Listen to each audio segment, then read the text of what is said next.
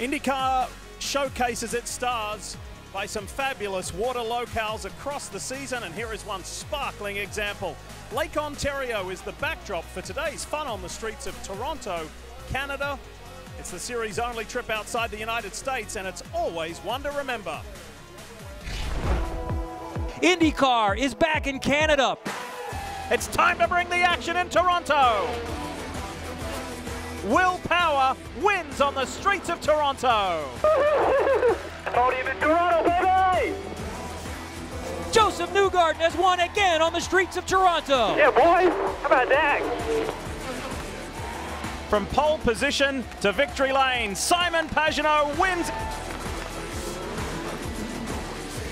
Scott Dixon has tied Mario Andretti for the second most wins in IndyCar history. Well done, everybody.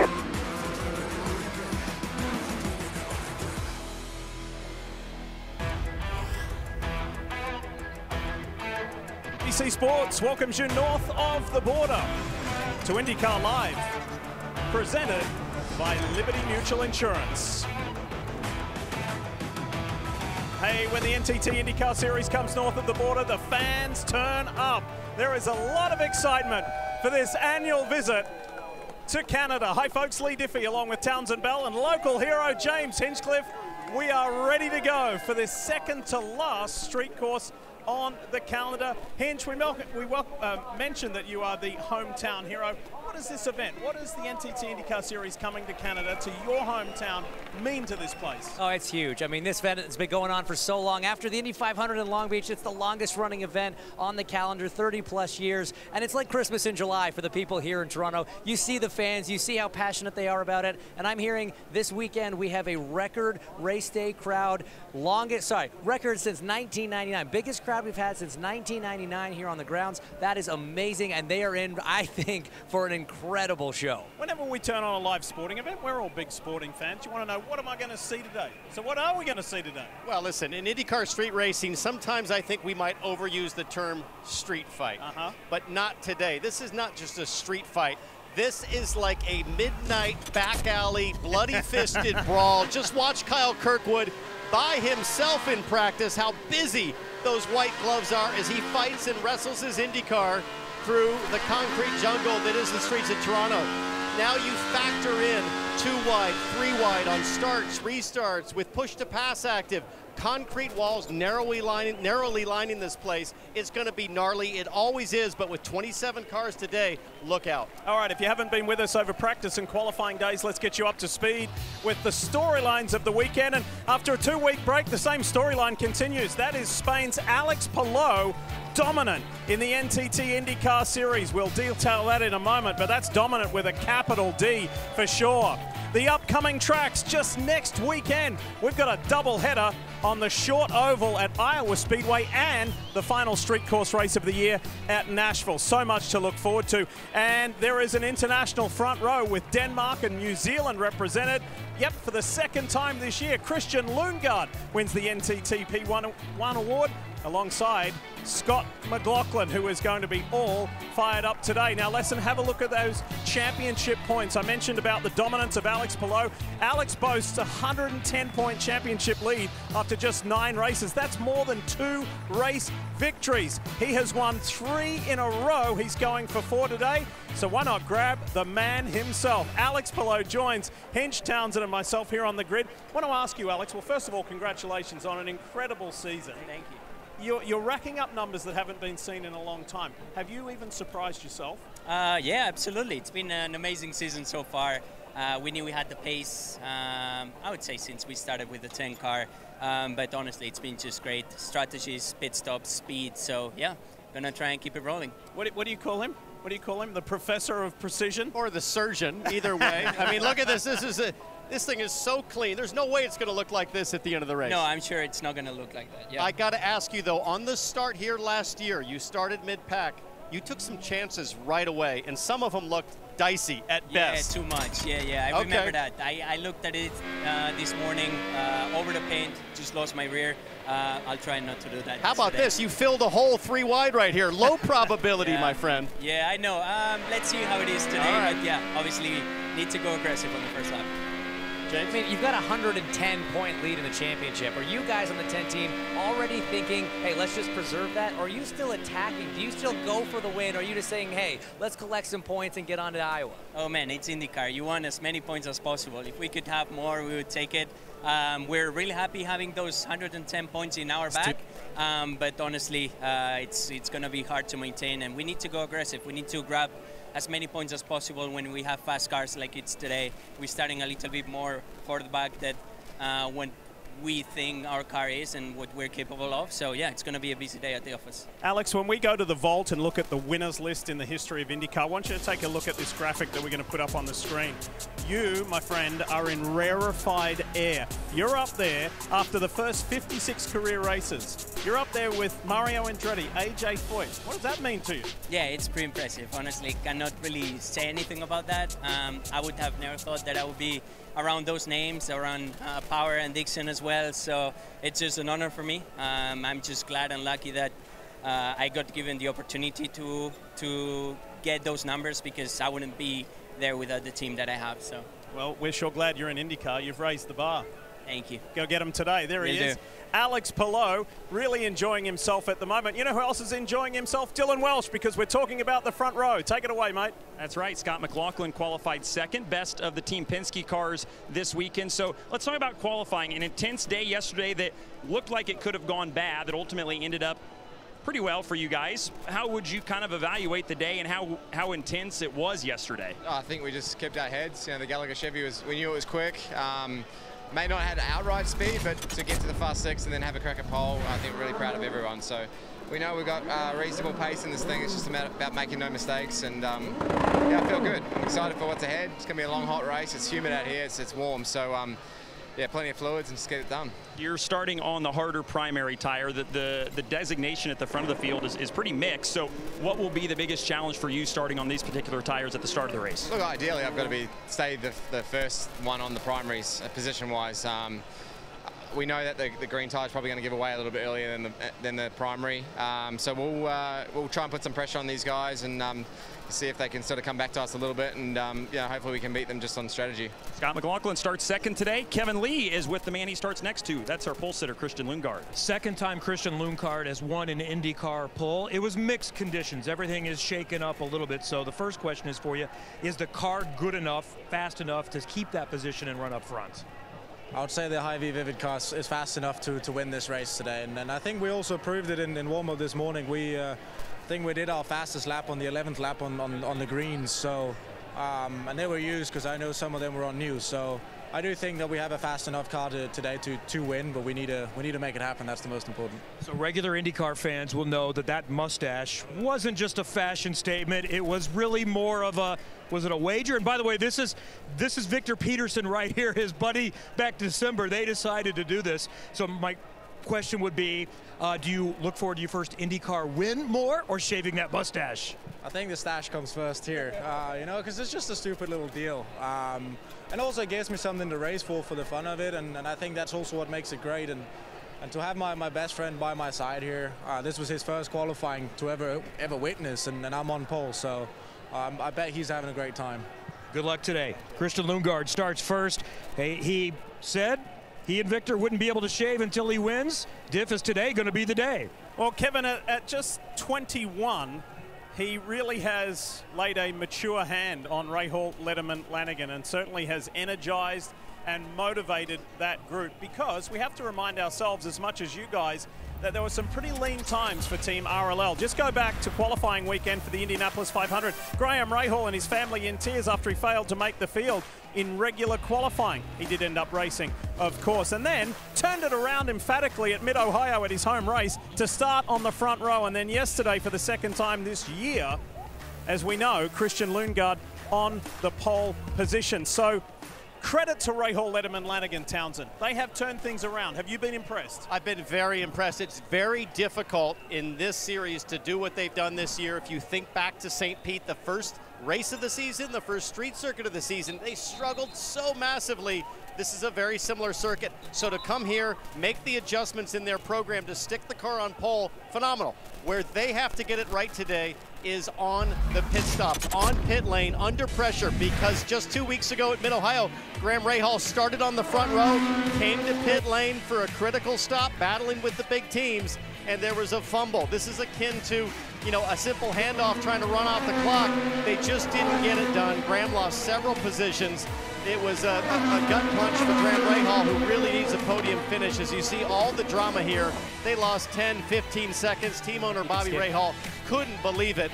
And I asked Ricardo Nault just about an hour ago, how do you coach your team to stay calm under pressure with Lundgaard starting up front? And he said, listen, I'm focused on not the fastest pit stop, the best average, the least worst pit stop. That's their focus today.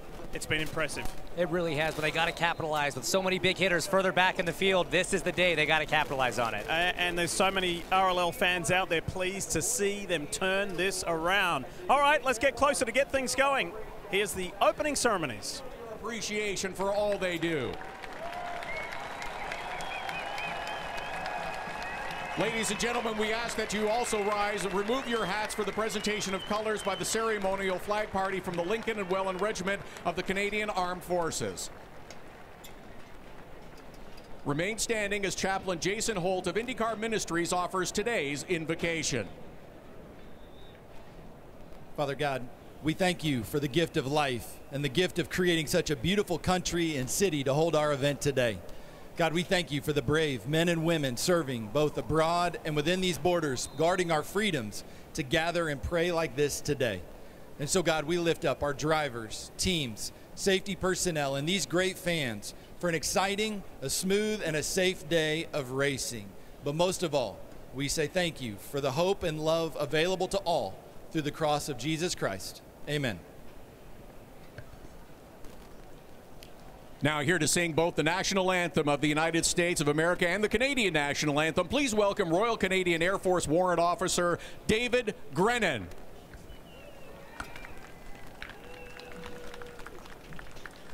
Oh, say, can you see by the dawn's early light what so proudly we hailed at the twilight's last gleaming, whose broad stripes and bright stars through the perilous fight o'er the ramparts we watched were so gallantly streaming, and the rocket's red glare, the bombs bursting in air, gave proof through the night that our flag was still there.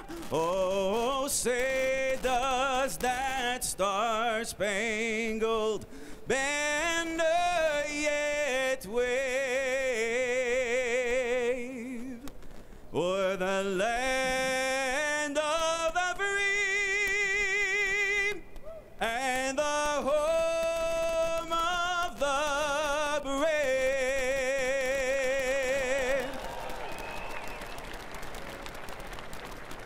Oh, Canada, our home and native land, true patriot love in all of us command, car ton bras sait porter l'épée, il sait porter la croix. Ton histoire est une épopée des plus brillants exploits. God keep our land glorious and free. Oh, Canada, we stand on guard for thee. Oh, Canada, we stand on guard for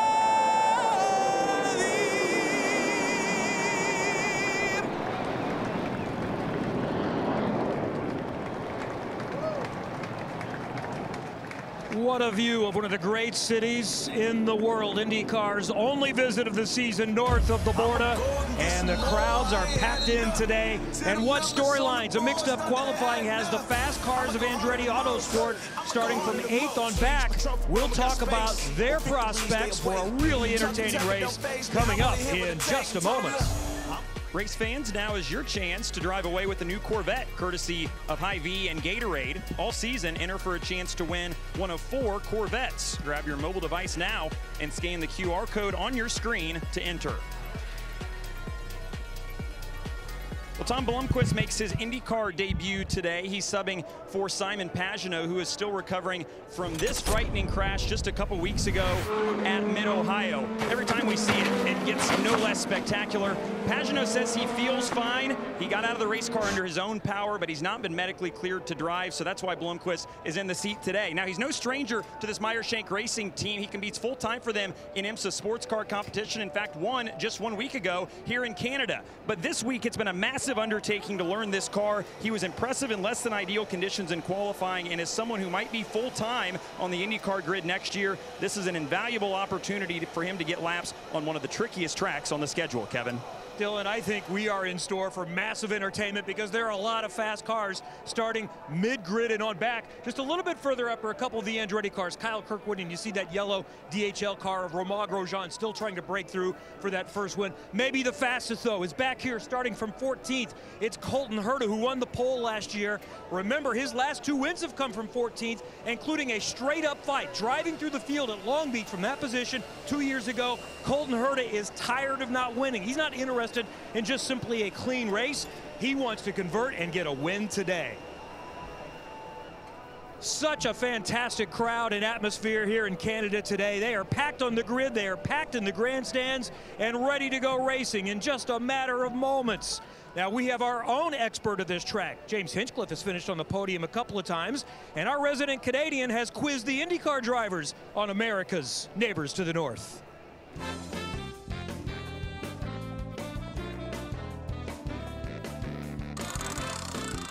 How many provinces and territories does Canada have? Oh, I'm going to have to kick it over to my friend Renus here. They're big. They are big, but how many are there? 9. 9, you say 6? I was saying 6. Aren't you half Canadian? I am. I'm half Canadian. My mom's side, you know.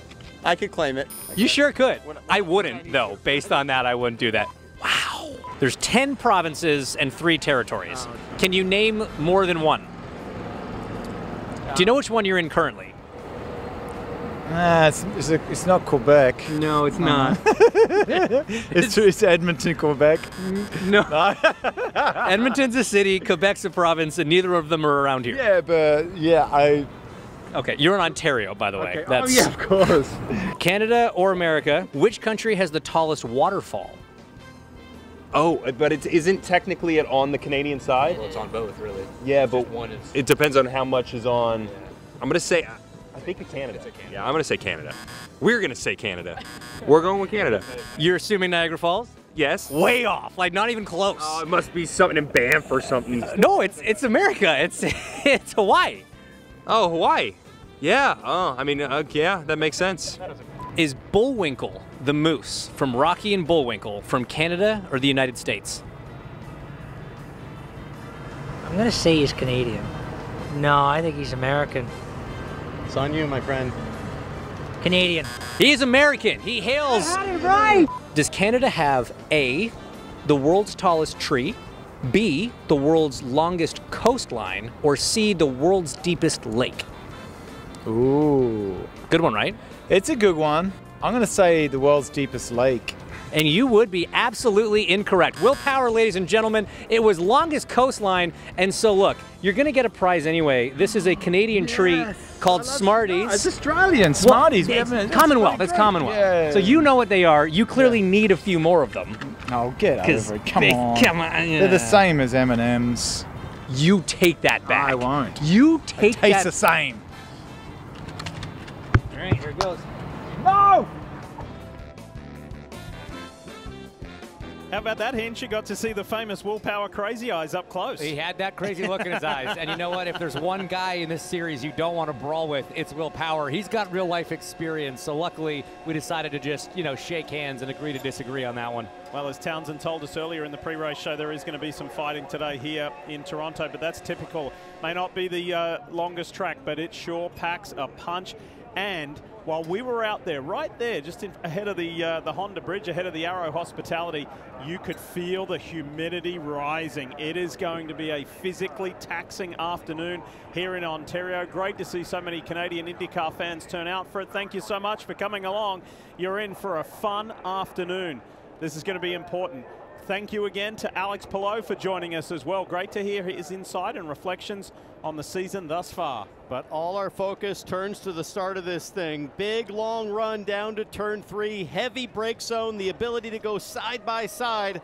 How are these 27 drivers gonna play it? Well, that's all the talking that needs to be done. Let's get things fired up. Let's go trackside for the command for the Honda Indy Toronto. All right, race fans in Toronto and watching around the world, time for the most famous words in motorsport. Here to give the command for the Honda Indy Toronto, please welcome your Ontario Honda dealer.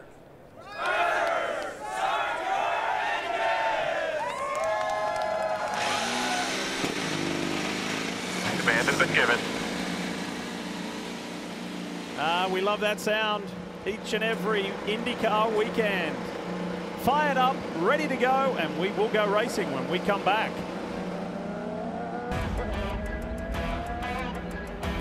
You're watching IndyCar Live on NBC Sports, presented by Liberty Mutual Insurance. Only pay for what you need. A beautiful 76-degree day greets us here in Toronto, Ontario, Canada, for the only NTT IndyCar Series race outside of the US. It is round 10 of the 2023 NTT IndyCar Series. This is the Honda Indy Toronto, and you're looking high above Exhibition Place. What a beautiful sight, and we are ready to crank this thing up. Let's get going. We bring you the Honda starting grid, and it is a Honda appropriately on the pole position with Christian Lundgaard alongside Scott McLaughlin. Yeah, 2 Aero McLaren teammates with Pato O'Ward and Felix Rosenquist starting nose to tail. Will Power making his first Firestone Fast 6 appearance of the season. And then 2 Andretti Autosport cars in the 27 of Kirkwood and the 28 of Grosjean, further back than they should be based on what we saw in practice. Look for them to move up. There is the championship leader, middle of that graphic on the 8th row, Alex Palou. Is that going to be a story today? Because he has not started any worse than 7th this year. So that's his worst qualifying. Is that going to be not such good news for the Spaniard? We'll find out. Well, then going all the way back to the end of the grid, Tom Blomqvist makes his first ever IndyCar start, the sports car superstar coming over from the IMSA WeatherTech Series. And then 2 big hitters right at the back. Alexander Rossi with mechanical issues in qualifying. Graham Rahal struggling in those wet conditions, but both guys know how to get it done on Sunday. So lots of stories of drivers a bit out of position and looking to move through the field. Well, let's get a chance here to talk to this guy, Pato O'Ward. He'll start 3rd. Hey, Pato, it's Townsend Bell with NBC. You got me?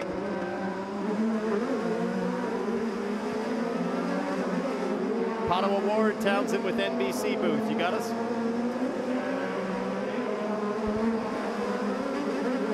Oh, we've got some radio difficulties there. Let's move on to our Honda track preview. Maybe Pato's so focused he didn't want to talk, but the guy's got hands like Canelo. He's a fighter. He's ready for today. We'll try and check back in with him a little later on. Hinch, take us around. Well, what a beautiful road street course we have here. 1.78 miles, 11 turns, and a lot of hot spots. Obviously, turn 1's going to be one. The long run down Lakeshore Drive into turn 3. Huge opportunity for passing, huge opportunity for incidents. Unique corners like turn 6, and then that last section, Townsend, all repaved this year. Yeah, repaved, but bumpy as all get out. The manhole cover is still very much exposed as you see a slow-mo here, the 55 of Benjamin Peterson. Ryan Hunter-Reay just getting into a manhole cover heavy, and then over in turn 10, I mean, just full-on off-road course seemingly, even though there's new pavement. Exactly right. Look at the air, the front end of Christian Lundgaard, and that was the Honda track preview, giving you guys a glimpse of what these drivers are going to experience for the next 85 laps. All right, 27 cars packed up, ready to go, with a 21-year-old Dane leading the field. That bright green car, the Vivid Honda for Rahal Letterman Lanigan Racing. Not often that you see a team bookend the field on pole and at the back, but that's what Lundgaard and Graham Rahal have done. RLL has done it before. Team Penske's done it before. But that's all a moot point because we're ready to go racing. You'll see them snake through the pit lane here. Will that be a hot spot? It typically is here. And watch for the third car back. You see that orange, blue, and white car. Rosenquist, Felix Rosenquist was really racy in morning warm-up.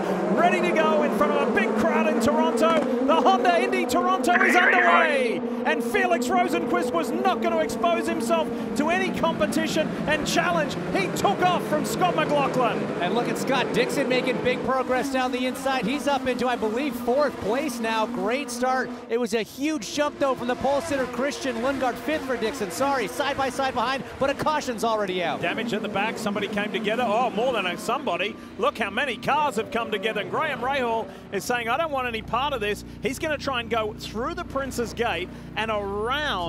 Clever move. This Benjamin Peterson involved. Santino Ferrucci also. And look at Graham Rahal. What you're doing here. Good job. Let's go through the gate. This is what 16 years of experience at Toronto can do for you. Super heads up from Graham. He saw Ryan Hunter-Reay was involved. Tom Blomqvist, the 60 in his first ever IndyCar race. Jack Harvey, Ryan Hunter-Reay.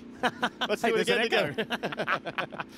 You see, it looks like pretty bad damage to the 30 there of Jack Harvey. That's this car at the top left, the blue car with the hub sponsorship on the rear wing. Hunter-Reay backwards on the racetrack, and a huge shame for Alex Rossi as well. IndyCar will have to slow the field as much as they can behind the pace car, potentially take the entire field through the runoff that Graham Rahal just took in turn 1. We understand that is the call from race control.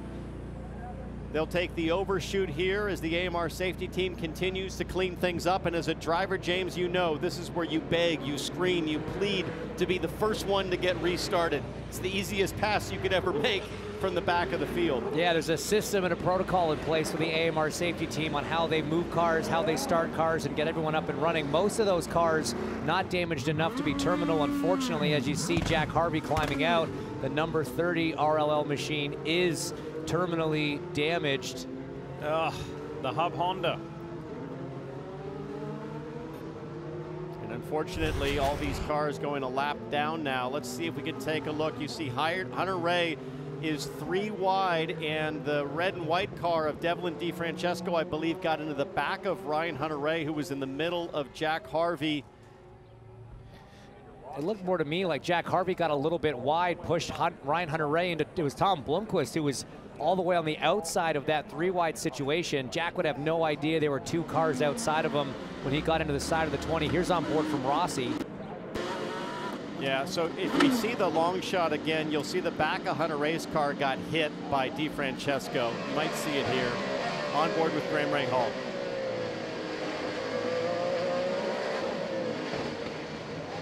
So Rahal just noses into Benjamin Peterson, but was able to keep his Honda rolling. And look at this, man, that's heads up. That was so fast to engage reverse. He already had that plan in place. He had to watch out for the AMR safety trucks coming up behind him. This is a pretty atypical scene here in turn 1 at an IndyCar race, but very heads up from Graham Rahal. So this is what I'm talking about again. Watch. Let's just pause it right there. If you watch Ryan Hunter-Reay's car, I think he gets contact here with Jack Harvey. I'm not sure if DeFrancesco got him back of him or if it's side-by-side contact with Harvey. I think it's side-by-side with Harvey. Harvey there not giving enough room for 3 cars. Fair play. He doesn't know probably that Tom Blomqvist is all the way to the outside of Ryan Hunter-Reay, and it's just a function of 3 cars trying to fit through a space only big enough for 2. Alex Rossi nowhere to go into the back of the 20bitnile.com machine. Oh, Tom Blomqvist was not expecting this for his first NTT IndyCar Series race. The IMSA WeatherTech Sports Car Championship champion and star. You're right. Yeah, James, he just gets pushed wide by Harvey, does Hunter-Reay. If anything, Devlin does an incredible job getting around that. Stingray Rob locks up the brakes as well, trying to sneak through. And Blomqvist just... I mean, he's staying in the car trying to be asked to be started, but take a look at that left front. That car should not be driven right now. Tough introduction to IndyCar for the rookie. 7 cars involved in that lap 1, turn 1 incident. What a shame. AMR safety team will get it cleaned up. We'll go back racing here in Toronto. You're watching Peacock's coverage of IndyCar, brought to you by Honda, an official vehicle of the NTT IndyCar Series. And by Shell Renewable Race Fuel, powering progress at 225 miles per hour. What a great shot of the skyline of downtown Toronto. Just under 3 million people. This city, every year we come back, it just continues to grow and thrive, and there's new buildings up. Always a terrific vibe in downtown Toronto. Very vibrant city. Unfortunately, we've got 3 retirements already from this race. Jack Harvey's Rahal Letterman Lanigan Honda hub machine you see there out. Benjamin Peterson out. Tom Blomqvist out. For more, here's Dylan Welsh. Well, we saw the onboard from Alexander Rossi of him trying to weave his way through that. Here was the radio of him trying to figure out just how much damage they sustained to the 7 car. Did you have any contact? Yeah, the front wing is probably broke. It was light, but there's no way it's okay. So he had Pato Award, actually, or he drove up next to Pato Award and had Pato try and get a glance at the damage if he could. Pato said a little damage to the left front end plate on the wing, but nothing major. And Alex said all the tires and suspension components feel good as well. Yeah, unfortunately, Alex Rossi a lap down now. Yeah. I was going to say, I mean, up and running, he went from 27th on the grid to 21st, but unfortunately, he is a lap down. And you see, it doesn't look too bad. Not at all. I think if he was in a lead lap situation, you'd stay out if planned, although it does seem like the left front main plane is vibrating a lot. Now, we're at lap 5, James, and it's not going to surprise me at all if some of the cars at the back pit, get off the softer green tires, gamble a bit. If you go to lap 8, maybe on the caution, I think that makes sense. Either way, if you're at the back, top up, switch tires, and see what happens. Even if you're on the primaries, you might leave the tires on and just be able to extend that primary stint a little bit longer. So let's break down what this caution does for the different tire strategies. We've seen even on the front row, there's a mix, alternates versus primaries. Here's the strategy concepts. If you're starting on the alternates, you want to make it to lap maybe 20, try and get off that tire. We saw some pretty big degradation in warm-up, run primaries the rest of the race. Conversely, if you're starting on primaries, you want to go as long as you can in that first stint. Try to let those alternates start to degrade, start to fall off, and as those cars pit in, you get some clean air and maybe make up some track position. Hey, Kevin, it's been an eventful day for Rahal Letterman Lanigan. They lead the race. They've got 1 car out, and Graham Rahal with some really heads-up driving on that first lap. And he dodged one. He did take some damage, as you saw in the front wing. Had it somehow stayed green, I think he probably would have stayed out. There was a hole in the front wing, but they thought they could probably survive. But since they were at the back, they went ahead and stopped and changed to a different front wing and went ahead and changed tires. They may go back to those tires because they seemed okay later on the race, but he restarts in the lead lap and he's already picked up 7 spots. Just to have that presence of mind of grabbing reverse and knowing where you exactly are. You're in close proximity to the Prince's Gate and come back through there and keep yourself alive. Well done, Graham Rahal in that United Rentals Honda. Now, speaking of a Honda, the 2023 Honda Civic Type R leads this field at the moment. I got the chance to take my wife Becky for a spin in this car a little earlier this week. Oh, I saw the picture on Twitter. Yeah, I got to tell you, it's an impressive little machine. You can see by the angle of her hair hanging down, hanging sideways off her head. You can pull a pretty good G through the corners in that. She was not impressed, James. She was not impressed by the look on her face as we show you the GMR track facts here at Exhibition Place. And yes, the most successful driver in IndyCar history here is here. Michael Andretti and his team, Andretti Autosport. What kind of a day is it going to be for Michael's guys? Well, his highest placed driver, Kyle Kirkwood, sits 7th at the moment. Dylan Welsh on pit lane. Yeah, so here is Alexander Rossi. There was some debate about whether they would bring him in or not. They obviously want to get a good look at the front nose and make sure there's not any damage that Alex didn't feel, so that's what they're doing right now. They took the alternate tires off. They'll put a sticker set of primary tires on, and indeed, you see they will change a front wing, so maybe a little bit more damage than initially thought. But just a tough break. Alex really felt like they had a car that was good enough to make some moves in advance, but as they are a lap down, so job is going to be tough now.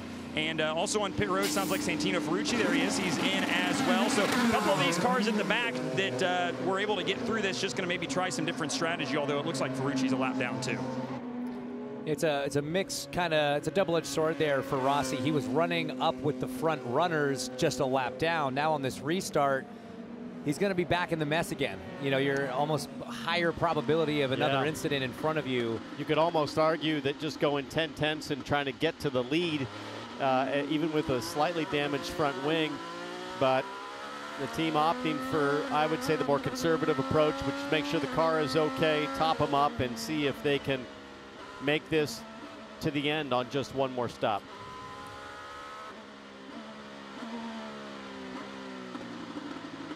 Now look, if you're Graham Rahal, if you're Alexander Rossi, you're at the back of this line. In Rossi's case, a lap down, but I think back, you know, we looked at those GMR track facts. Winningest driver here, Michael Andretti, 7 times he drove to victory lane in Toronto. And one of those times he did it after being spun out on lap 1, falling all the way to the back and racing his way back up to the win. So it's not all lost necessarily. Things got to go your way, but... But if you notice that GMR track facts at the bottom, last 3 winners started on the front row. Yeah. Track position, I think, is everything here at Toronto, and that's why you're going to see this restart so fiercely contested. This guy here showed the skills of a rally driver like his father to get the pole position yesterday. Mixed conditions. We had showers yesterday here. There was a big puddle of water inside turn 8 that were just throwing the cars into a massive sideways slide and drift on acceleration. Does he have the dry weather speed? Yes. That's the question. Yes, he does. We watched his onboard in practice. He might not be the best car, but I think he's good enough if he has track position. The question mark for me is what happens in a straight-up shootout on pit lane, whether a green flag stop or a full course yellow. Can he beat Team Penske and Arrow McLaren and Chip Ganassi, McLaughlin, O'Ward, and Ericsson, Scott Dixon when it comes to a pit lane shootout? I tell you what, I've noticed some guys who are a little bit more up on the wheel, so to speak, a little more antsy than usual this weekend. Scott McLaughlin is one. You spoke to him post warm-up. Felix Rosenqvist is another. So spirits are pretty high with some of these guys. O'Ward was certainly pretty excited yesterday after qualifying at his chances. But let's talk more about Felix Rosenqvist. And distinct strategies. If you started on the primaries, you're interested in saving fuel and going as long as you can. But if you're on the softer green side walls, you are going to pit early anyway. So let's listen to what Rosenqvist has been told. You can do whatever you want here. I would start just cleaning and slightly warming your tires, I guess. Yeah, I was just saying I'm kind of half warming them. I don't want to burn them. You know what you need to do. Just letting you know, we got zero concerns on fuel. In fact, you can burn some if you want to get rid of the weight. So I think this helps, though, starting on the alternates. There's a feeling that it will fall off massively after 10 or so laps of green flag racing. Yeah, for sure. This yellow, this extended yellow especially, really helping the alternates. This is not great for the guys on primaries, but it's not been smooth sailing up to this point in the weekend for Felix. This was in second practice before qualifying turn 5, in a little hot. Looks relatively small, but some big consequences. Yeah, punched a hole in the carbon tub for Felix Rosenqvist as he climbed out. They got the car back to the garage area, and the Arrow McLaren team went to work rebuilding the car essentially with a backup tub that he sits in here right now. But then Rosenqvist went out and qualified the thing 5th in wet conditions, treacherous conditions. He didn't lose confidence. He looked confident. He looked aggressive in the warm-up this morning. And the team telling Felix right now, burn fuel, use tires, go hard, let's go win this thing. And he could not be more grateful and thankful to his team. Not just the 6 team, but Arrow McLaren in general. It was all hands on deck to get Rosenqvist's car up and ready for qualifying. He rewarded them with a 3rd row top 5 qualifying position. He's in the mix, and his teammate is just 3 cars ahead. Pato O'Ward. All right, lights are out on the Civic Type R. We're ready to go racing here. Honda Indy Toronto, and you've got Denmark's Christian Lundgaard for Rahal, Letterman, Lanigan out in front. Scott McLaughlin in that Gallagher Chevy, the bright blue car. Will he let him get away? Will he try and go with him? Let's see that green flag here in Toronto. Let's go back to racing. Just like on the start, Lundgaard with a terrific jump. They all fan out. about 3 or 4 car lengths between the top 5 cars as McLaughlin has a big wiggle coming out of turn 2, and I think Pato O'Ward might get a little bit of a run as they come down to turn 3. I want to welcome everybody watching the NASCAR coverage from New Hampshire here to the sunny streets of Toronto. Challenge here, the pink car, Kyle Kirkwood on the inside of Felix Rosenqvist. They go wheel to wheel, but he closes the door. Nice move, Kirkwood. He's up to 6th. We saw Felix doing that move in practice. Now Will Power trying to capitalize and make a move into 5. Not going to happen. Behind them, the Andretti Autosport teammates, Romain Grosjean, Colton Herta were side by side through 3. A lot of action on this first lap of the restart, but all Lundgaard out front. So you can see McLaughlin struggling to hold pace a bit with Lundgaard, but I don't think that's going to last for long. I know we've had a lot of yellow laps, but those green tires will start to dissipate grip very quickly, and I think McLaughlin will be on the charge in about 3 or 4 more laps. Bright blue and yellow car that you might have seen and said, what's that? I don't recognize that color scheme. That is the Journey Rewards car of championship leader Alex Palou. We ride on board with thanks to Auto Nation. This is Kyle Kirkwood. Have a listen. Enjoy the ride.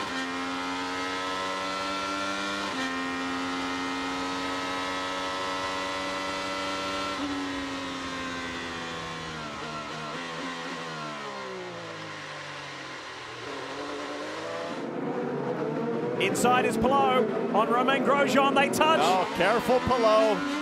Careful. He's going to have another move from Colton Herta. Colton knows that Palou is leading the championship, and he can get very aggressive in the brake zone. We talked to Alex Palou before the race, and James, he said it, I know I have to be careful. I've got a great lead. Don't do anything silly. But he wants more points. He'd already gotten around Colton Herta, so that's actually Colton getting that position back, as both have had failing attempts at trying to get around Romain Grosjean. That's Callum Ilott a little further back working on Helio Castro Neves. So it's Lundgaard with almost a 2-second lead over Scott McLaughlin, then Pato O'Ward, Marcus Ericsson, Scott Dixon, the top 5. There's Joseph Newgarden in the Snap-on Chevy, just ahead of this man, Romain Grosjean.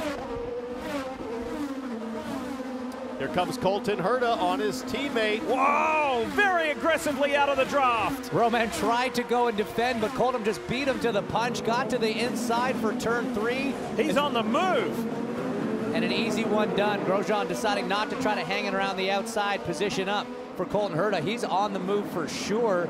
Up now to 11th from his 14th starting place. He was wicked fast in practice in the dry. He didn't get to show what he had in qualifying as we take a look again of Alex Palou up the inside of Romain Grosjean, and Grosjean not gonna relent.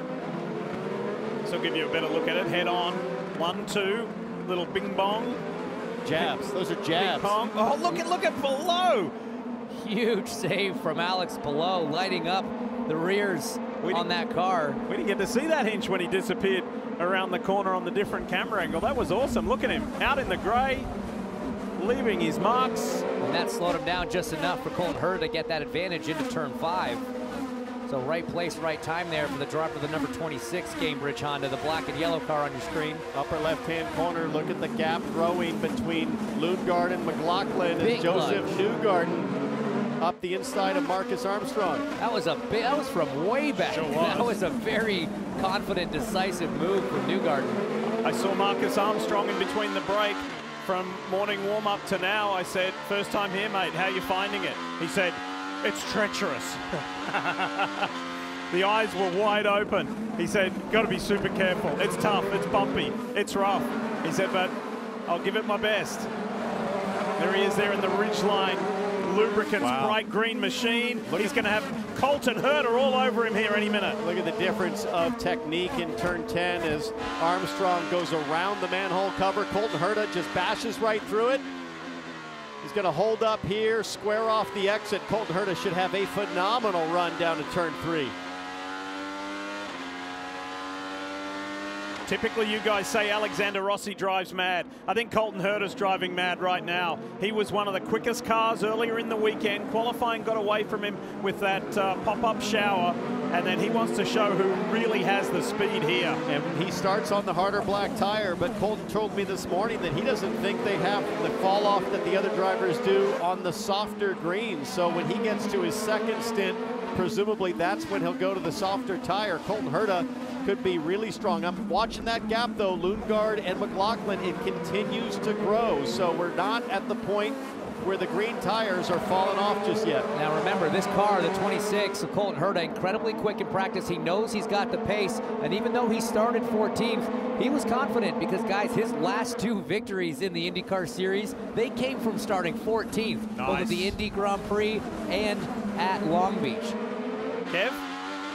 When I talked with Rob Edwards on the stand for Colton Herta, he was kind of hoping that there would have been fewer on primaries ahead of them. Obviously, if you're on primaries, you want to go a lot longer, but there are a lot of fast cars on a similar strategy. They'll move forward, but maybe not as much as they had hoped by staying out longer. Tell you what, look ahead of Colton Herta. The 2 Team Penske teammates have found each other. That's Will Power, Joseph Newgarden, the 2 black and red cars, and Newgarden's been on a charge. Can he make the difference here on his teammate?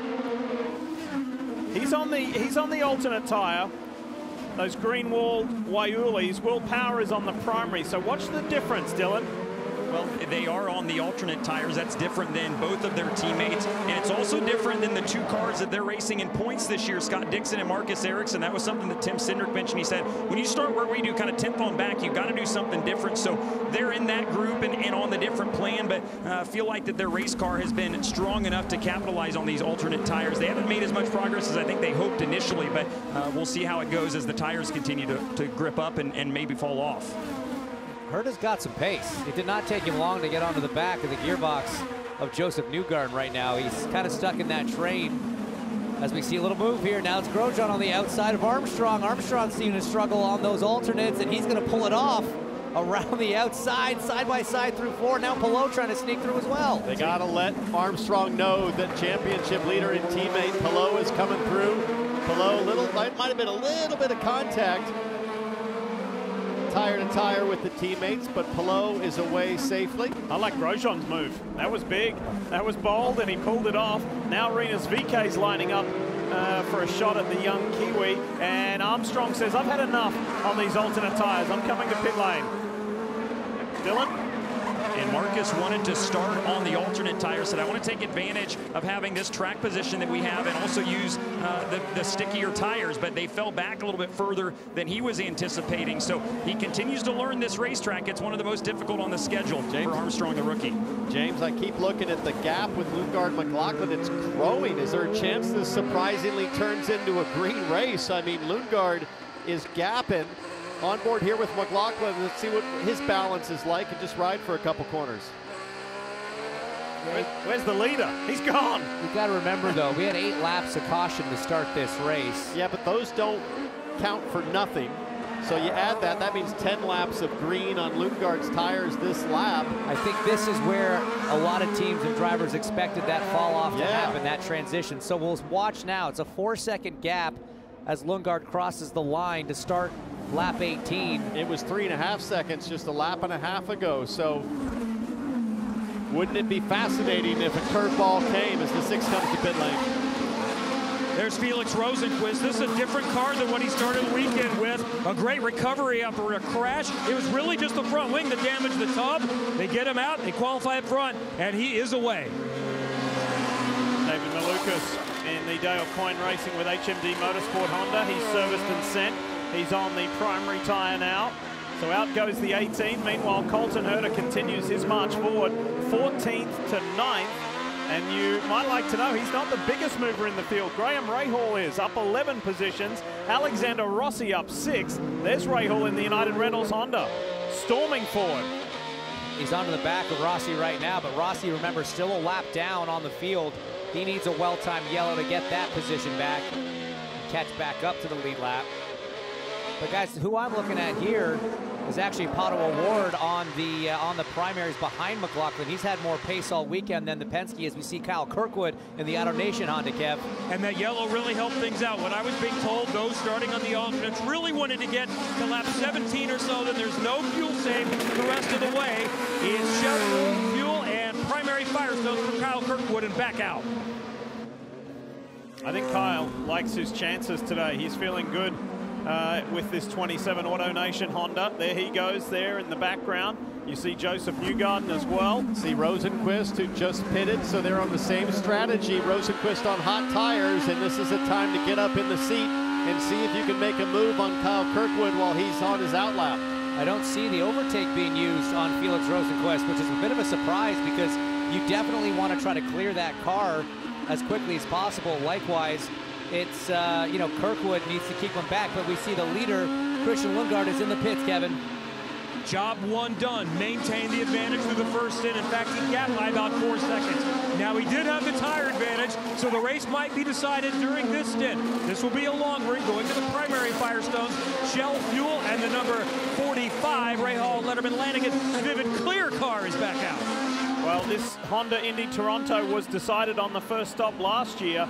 The battle between Colton Herta and Scott Dixon. Dixon coming out on top in that regard. I'll tell you what's not great for Christian Lundgaard is that track position that he has come out to. He is blended in behind a few cars. You see one of the JHR cars behind Elio Castroneves there. He needs clean air and fast laps right now. McLaughlin out front has nothing but clean air.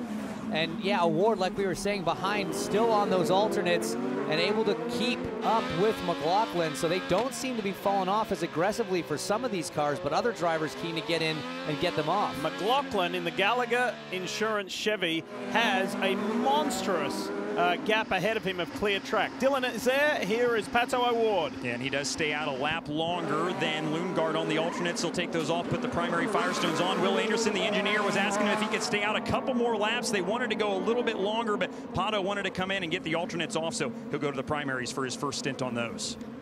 He ran a lot of laps right in the wheel tracks there of Scott McLaughlin. That's going to take some downforce off the car, make it a little bit harder to maintain those the pace on those alternates. We saw Christian Lundgaard still well ahead. He was about 5 seconds ahead of Pato O'Ward when Christian came into the pits. 1 lap longer for O'Ward. Let's see where it shakes out by the end of this outlap.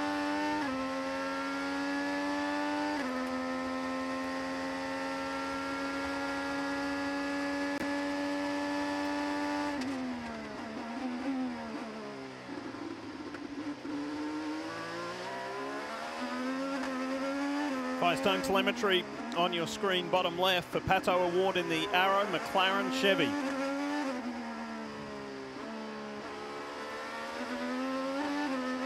Now he's just out of the pits, obviously trying to get up to speed. He's come out behind his teammate Alex Rossi, who is a lap down still. And behind Graham Rahal. Now Graham's going to need some yellow, I would guess. Whoa, but for cars, yeah, that was a huge hit where he cased the bottom of the car. But Rahal probably needs 2 more stops, but if a yellow comes, Graham might be able to stretch it. They've done everything they can. Meanwhile, up front, this guy, the thirsty threes of Scotty McLaughlin and team, he's trying to do everything he can now, head down, consistent, wicked fast laps to try to close the gap to Christian Lundgaard with beautiful clean air. This is what you want right now on this strategy, is no slow cars in front of you, and it is about half a track up the road is the next car, which is the 18 of David Malukas. So McLaughlin's got to make this count right here. Well, this is exactly what Tom Blomqvist was hoping for. Many laps around exhibition place here today in his NTT IndyCar Series debut. He was out right here on lap 1 in a multi-car collision. Let's hear from Blomqvist with Dylan Welsh. He is out of the infield medical center, and man, bummer. Just, I mean, exactly what you didn't want to happen, obviously, but take us through your perspective of when you came around there and the track was kind of blocked. Yeah, I mean, you nailed it there. I mean, this is the last thing that I wanted to, you know, happen today. You know, my goal was just simply to just, whatever, yeah, I don't know who it was. Someone hit someone, and I was on the outside of that corner. You know, I couldn't get across. I knew this is a risk looking at the race from last year. So I really didn't want to be there, but I had no choice at the time.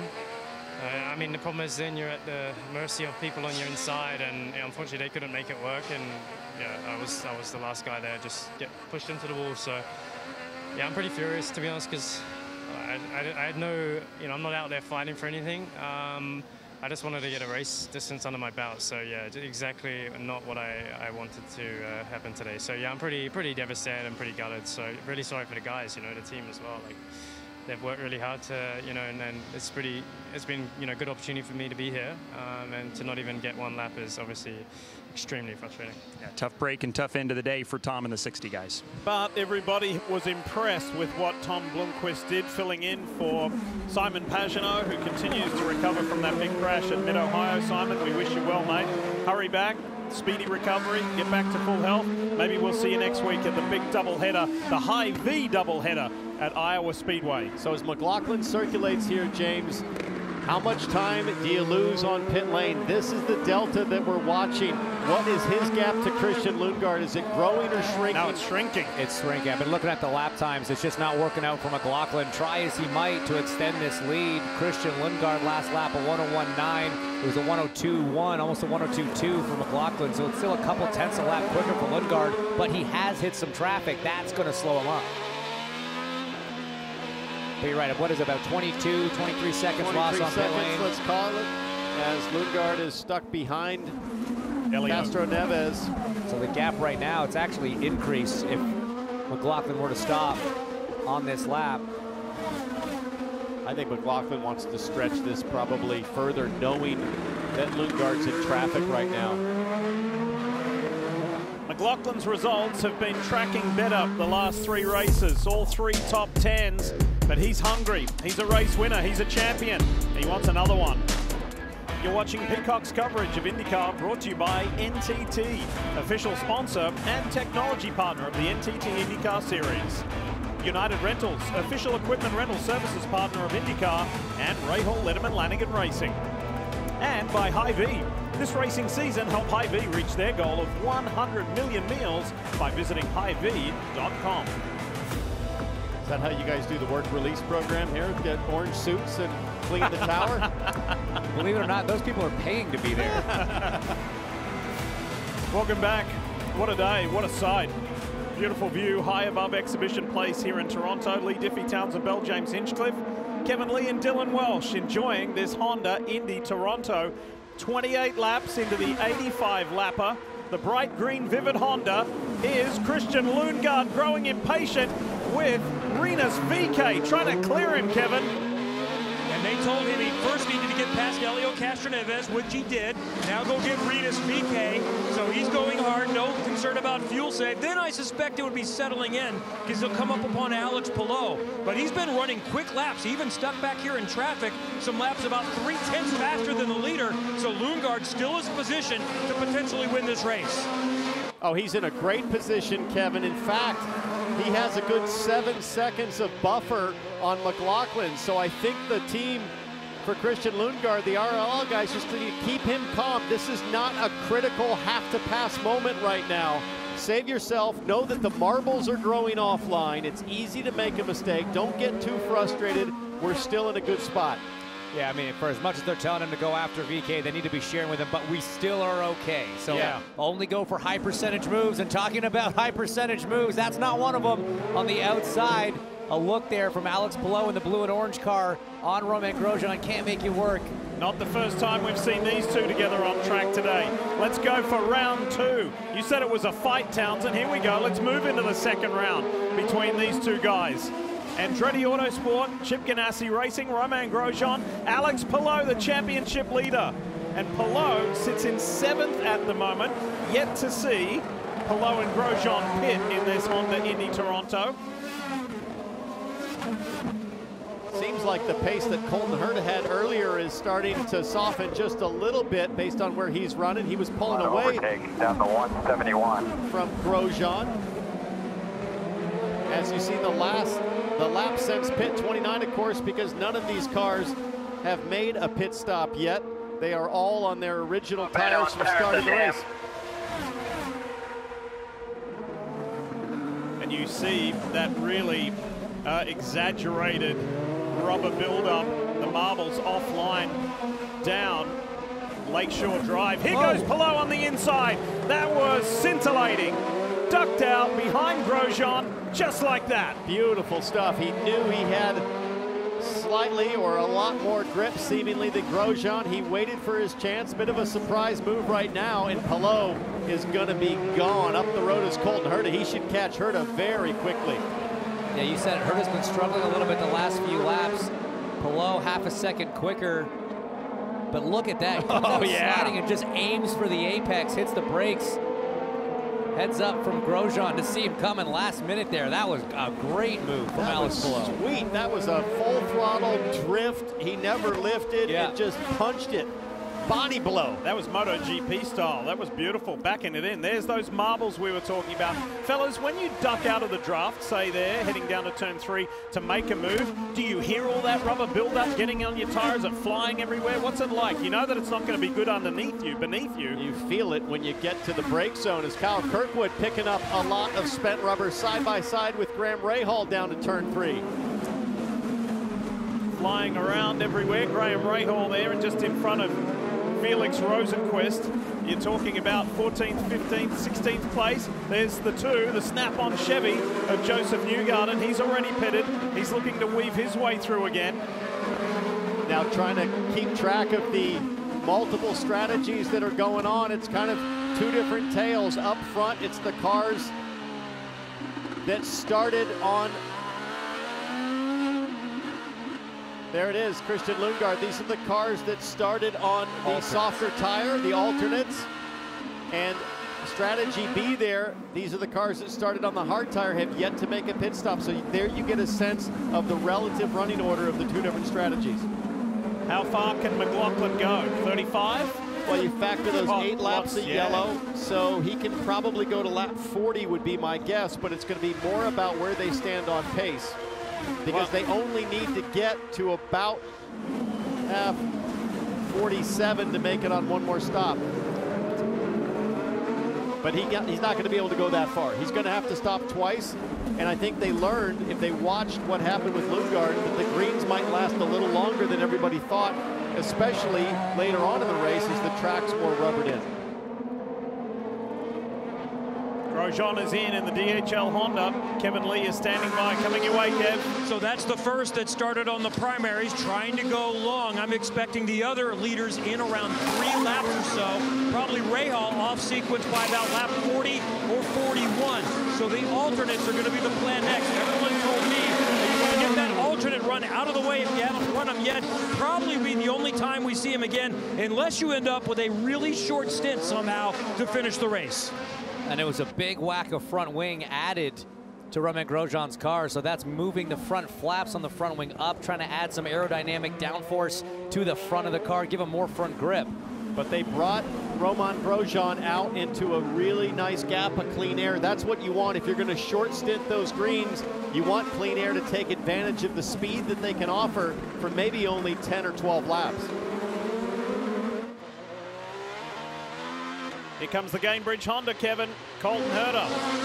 And we knew he'd be fast. How quickly could he get close to the front? Not all the way, because too many were on the same strategy. So this next stint is going to be their softer stint. The alternates, the green sidewalls. They want this to be as short as they can. He's a couple laps earlier than some. This is a very advantageous pit stall, and even better than last year. Last year, pit out, had to make a hard right turn. Now it's a straight exit for Colton Herta in the Gainbridge car. So he was just ahead of his teammate Romain Grosjean as Colton Herta comes out. There goes Grosjean out of the final corner.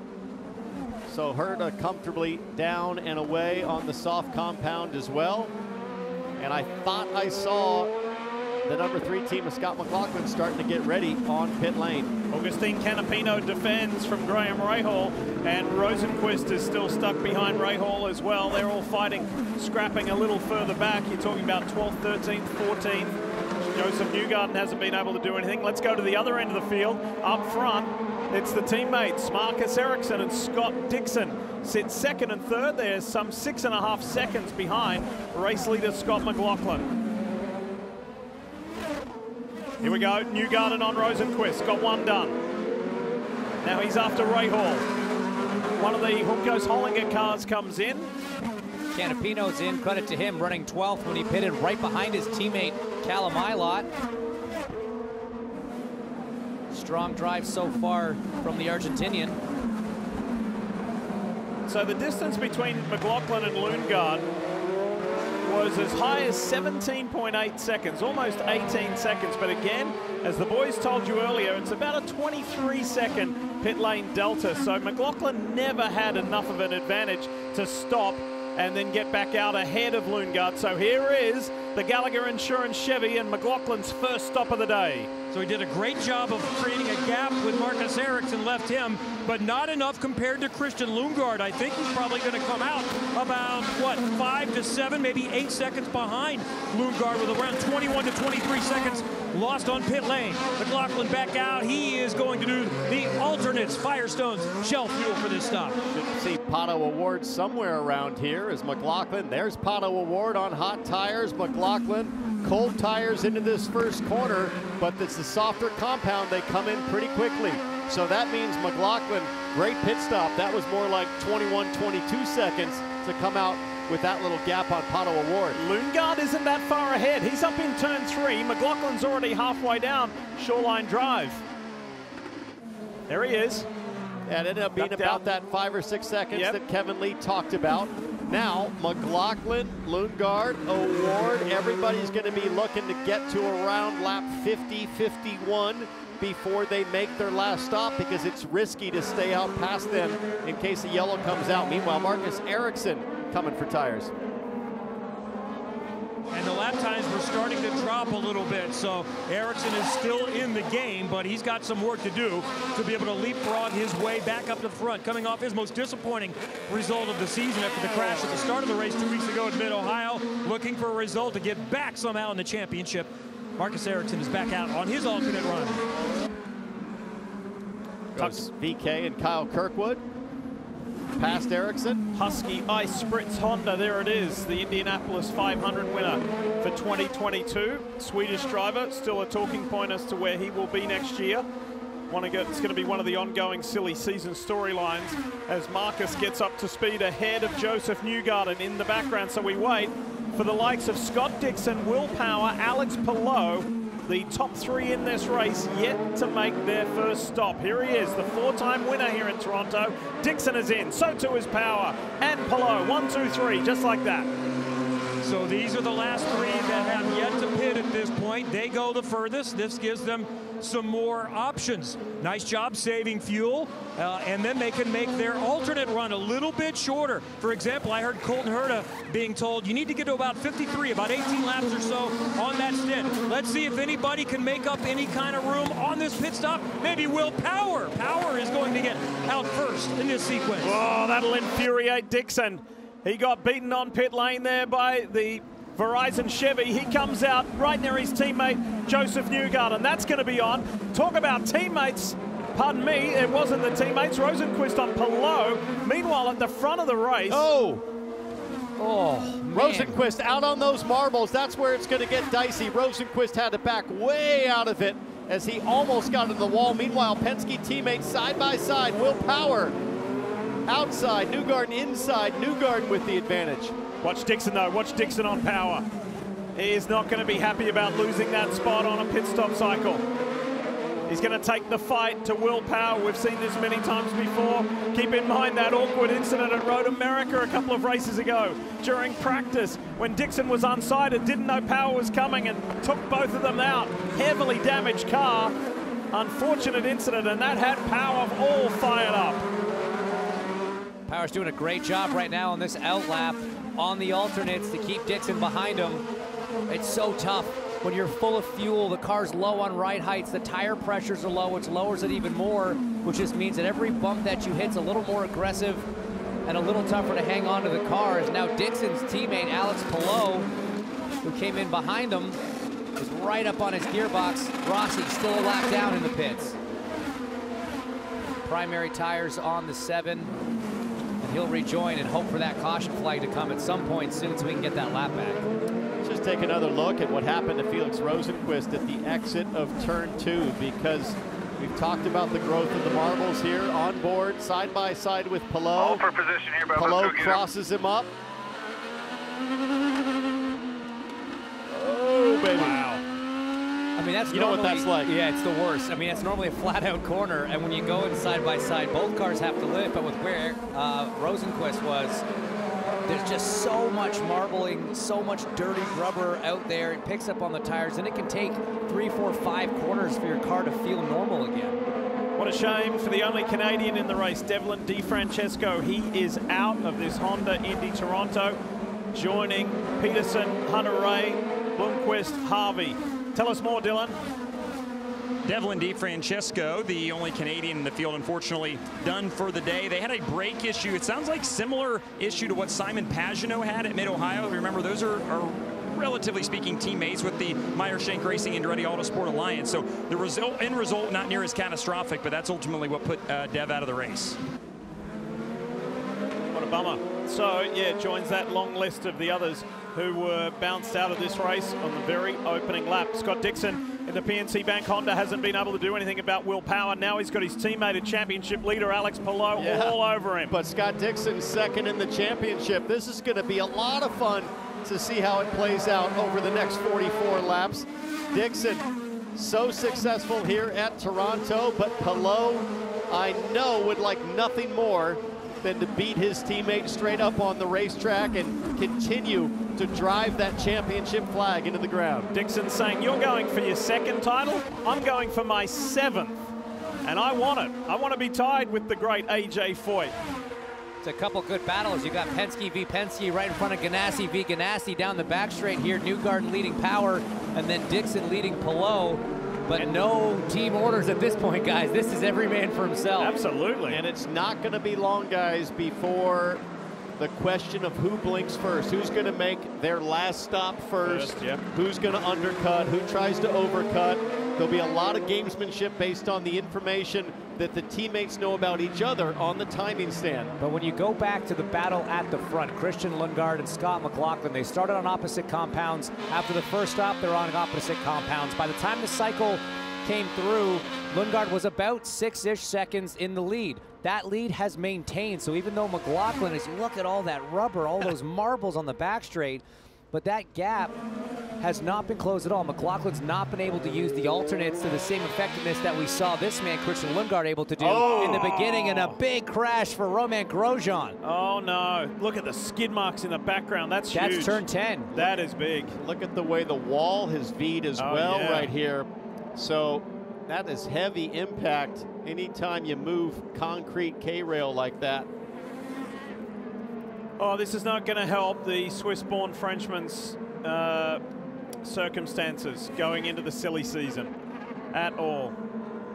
Romain Grosjean, what has happened? Did he clip the inside wall to then send him into the outside wall? I wonder if he just cased it diff on that manhole cover like we saw happen to Pato O'Ward just a little bit ago. Well, very tight here with the safety truck. We've got a replay for you. Let's have a look. Something broke earlier, I think. I mean, that was weird. Oh. Because that's the manhole cover they've been hitting, right? Yeah. He didn't even make it to the manhole cover. Well, we hear we've just been sent some information to say that he radioed in to say the wheel slipped out of his hand. Maybe from an earlier bump in that section. You see the skid marks. It was a weird looking crash. Second full course yellow of this Honda Indy Toronto for Romain Grosjean. AMR safety team there. Back in a moment. You're watching Peacock's coverage of IndyCar, brought to you by Hy-Vee. This racing season, help Hy-Vee reach their goal of 100 million meals by visiting Hy-Vee.com. And by Honda, an official vehicle of the NTT IndyCar Series. I can't read that promo and mention the word Hy-Vee without thinking about next weekend. We hope you can be with us because it is going to be epic. It is the Hy-Vee doubleheader. Chairman Randy Edeka, CEO Jeremy Ghosh, CMO Donna Tweeten, they have all worked so hard. Their teams, unbelievable the show that they're going to put on. Carrie Underwood, Zach Brown, Kenny Chesney. Going to be so good. And of course, don't forget Ed Sheeran. Going to be a big weekend, but we are far from done here in Toronto. Tell us more, Kev. Well, the original thought was people were going to stay out, and then it's, all right, we see some people pitting, and you're hearing calls like, if they go in front of you, go ahead and pit. There's Kyle Kirkwood that we see coming run. There's Alex Palou in the Journey Rewards livery for the number 10. Colton Herta is going to come in all the way and pit out, so it is very mixed up. Kirkwood is the first to get away from that. Then it's Herta, and then Palou is just going to barely beat out Felix Rosenqvist, and Herta will chase that group. I like this strategy here. I'm surprised that more people didn't come to pit lane, because last year the exact same thing happened. Everybody pitted on lap 46 and made it to the end. However, there were 2 more yellows to complete the race. So these guys will all need yellow to help them make it to the end. And the leaders all want green at this point. And if a yellow happens on a restart, which is always possible at Toronto with the amount of marbles on the track, all the front-running cars are way out of luck. We are under this caution because of a crash suffered by the DHL Honda Romain Grosjean. Kevin Lee, it was not pretty. What did he say on the radio? You referenced it, Diff. He thinks something went awry, and he's not sure. Let's listen. Man, c'est pas vrai. I lost the steering wheel from my hands again. I don't know what's going on. Again. Lost the wheel from my hands again. I don't know what's going on. Remember when he had back-to-back runner-ups? Since then, nothing better than 13th, and most are in the 20s. It has been a rough stretch. All right. Green car at the front. Green flag about to be waved to get going again, and it is waved. Let's go. Christian Lundgaard at the front of this field. And Dip, I think Lundgaard's in a little bit of trouble. I think there's a lot of pickup on that harder primary tire. McLaughlin looks in good shape as they exit, and there is a yellow right away. Elio Castro-Neves, final turn.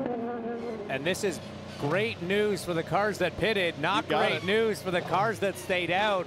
Kyle Kirkwood should be in really good shape depending on how many laps this yellow is. Oh, this is going to help. He might have stopped. He did. He did. Okay, that's Hands huge. up. That is going to extend this yellow flag. Yeah, Cameron, we saw it. It really helps Kirkwood, Herta, Malukas, everybody that just pit, and this is not good for Lundgaard and McLaughlin. Such a promising day. The way it started for Christian Lundgaard in the 45 seems to slowly be unraveling. Now, it's not done yet. There's still a lot that can play out, but it's certainly got a lot more difficult now with this caution. There is one of the most senior members at Rahal Letterman Lanigan Racing, Ricardo Nolt, calling the shots, talking to this young man here. So now you have a decision to make. I think you don't come pit under yellow. You try to gap under green and cut your losses, don't you think? Because if you pit now, you're going to fall all the way to the back. Well, not to the back, but you're going to go down to about 7th or 8th. Tough decision here. I can see it 50-50 right now if I'm Ricardo Nolt. What do you do? It's a tough one for sure, guys. I mean, 11th place is Kyle Kirkwood. He was the highest running car that took the caution on that last one. You're in range to make it to the end. Let's take a look at the replay. He was sideways. Did he get some help? Well, yeah, we had there that Kirkwood and Palou behind him. Did Palou rush the wall? Palou yes, he did. Lost a lot of positions as a result. It's Kyle Kirkwood. Something flapping around. Oh. Green. Ah. That was bizarre. Okay, that is a killer blow for Kirkwood because it could very likely lead to a penalty for Kirkwood when he's in a position to potentially inherit the lead here. This could be as Elio Castro-Neves' day is done. What a shame for Meyer Shank Racing and the Sirius XM cars. It's a double DNF. But why is he done? I don't know. Wasn't that hard of a hit, was it, James? Who knows with something in the, I mean, the gearbox is working because he accelerated. He got first gear. Is there any chance he broke a half shaft trying to spin it around by dumping the clutch on hot tires? Potentially. There's a couple issues. Kevin?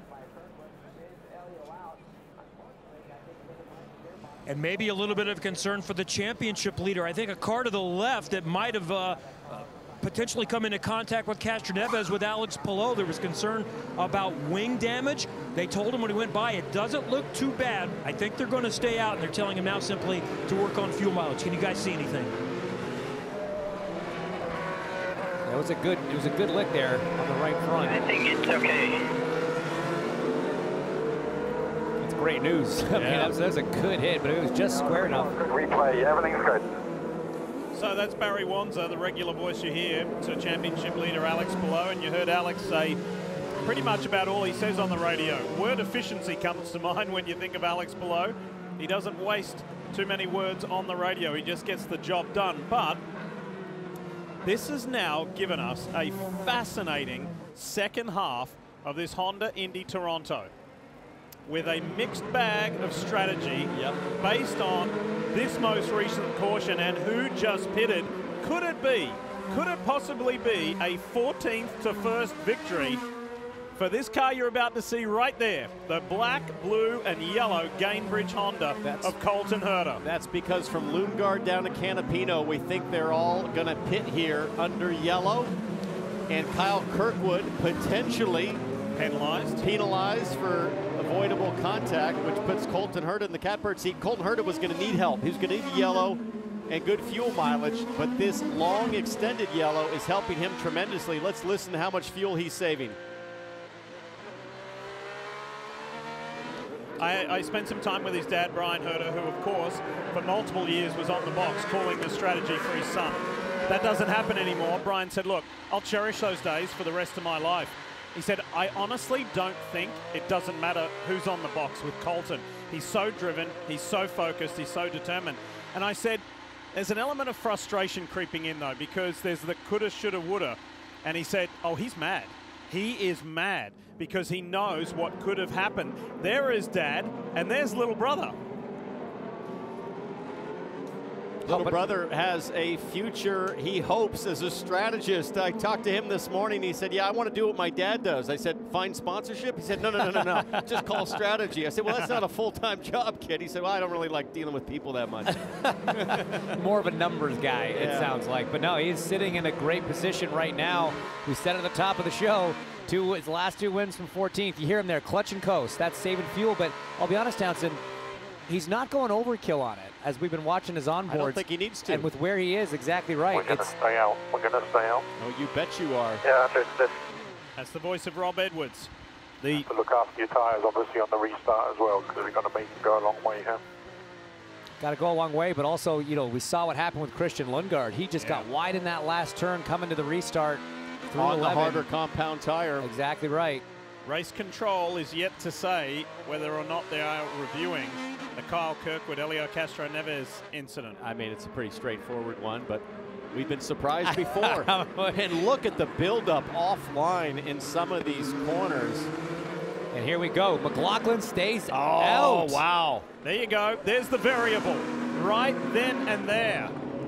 So now you've got to take that set of alternates as far as possible. But Kevin, the leader, is in on this new strategy.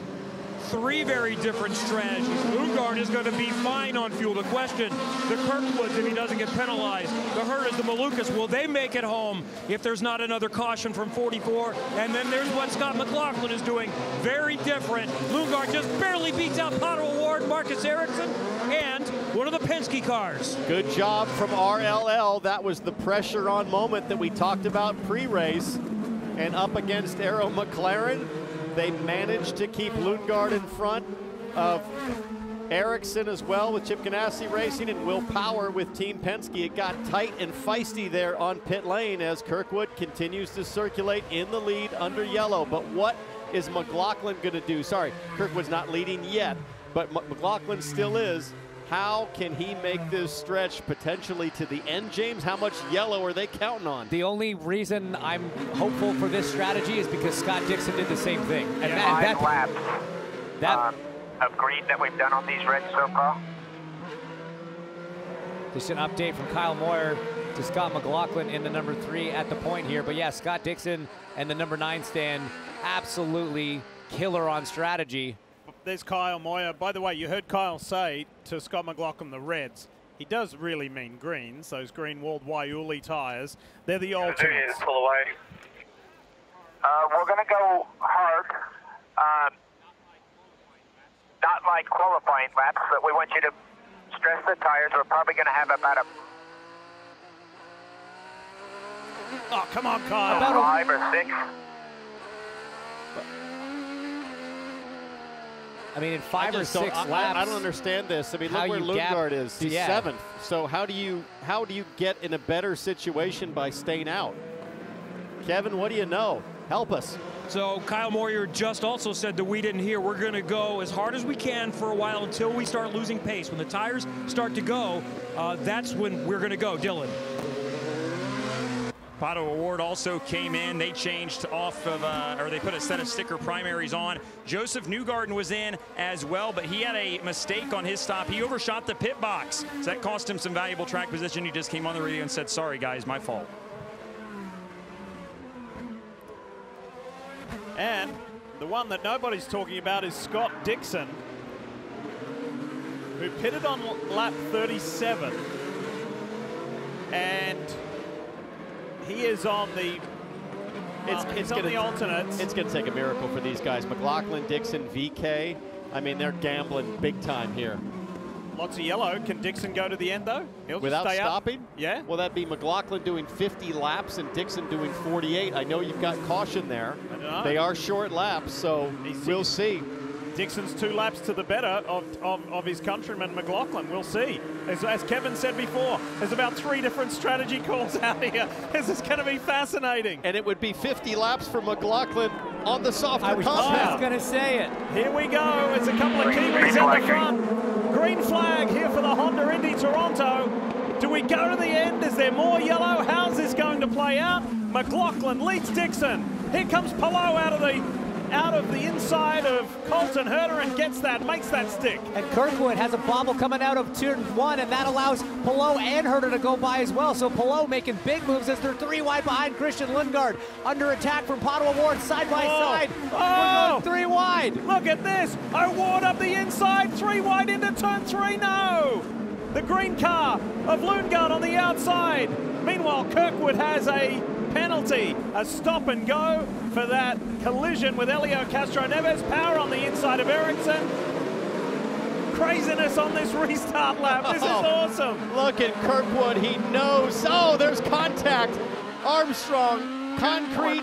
Kirkwood on the outside, and Kirkwood has got to just be so frustrated right here. He knows what has fallen apart right before his eyes. He's got to stop and go. There's no point in racing these guys to the point of damaging your car. Think about this, guys. The pass that Alex Palou just made on Colton Herta could end up being the pass for the win of this race. Yeah. What could that do for Palou in the record books? I just ran straight to the back of. Watch out, watch out, watch out. Get the front wing. I hit him straight on.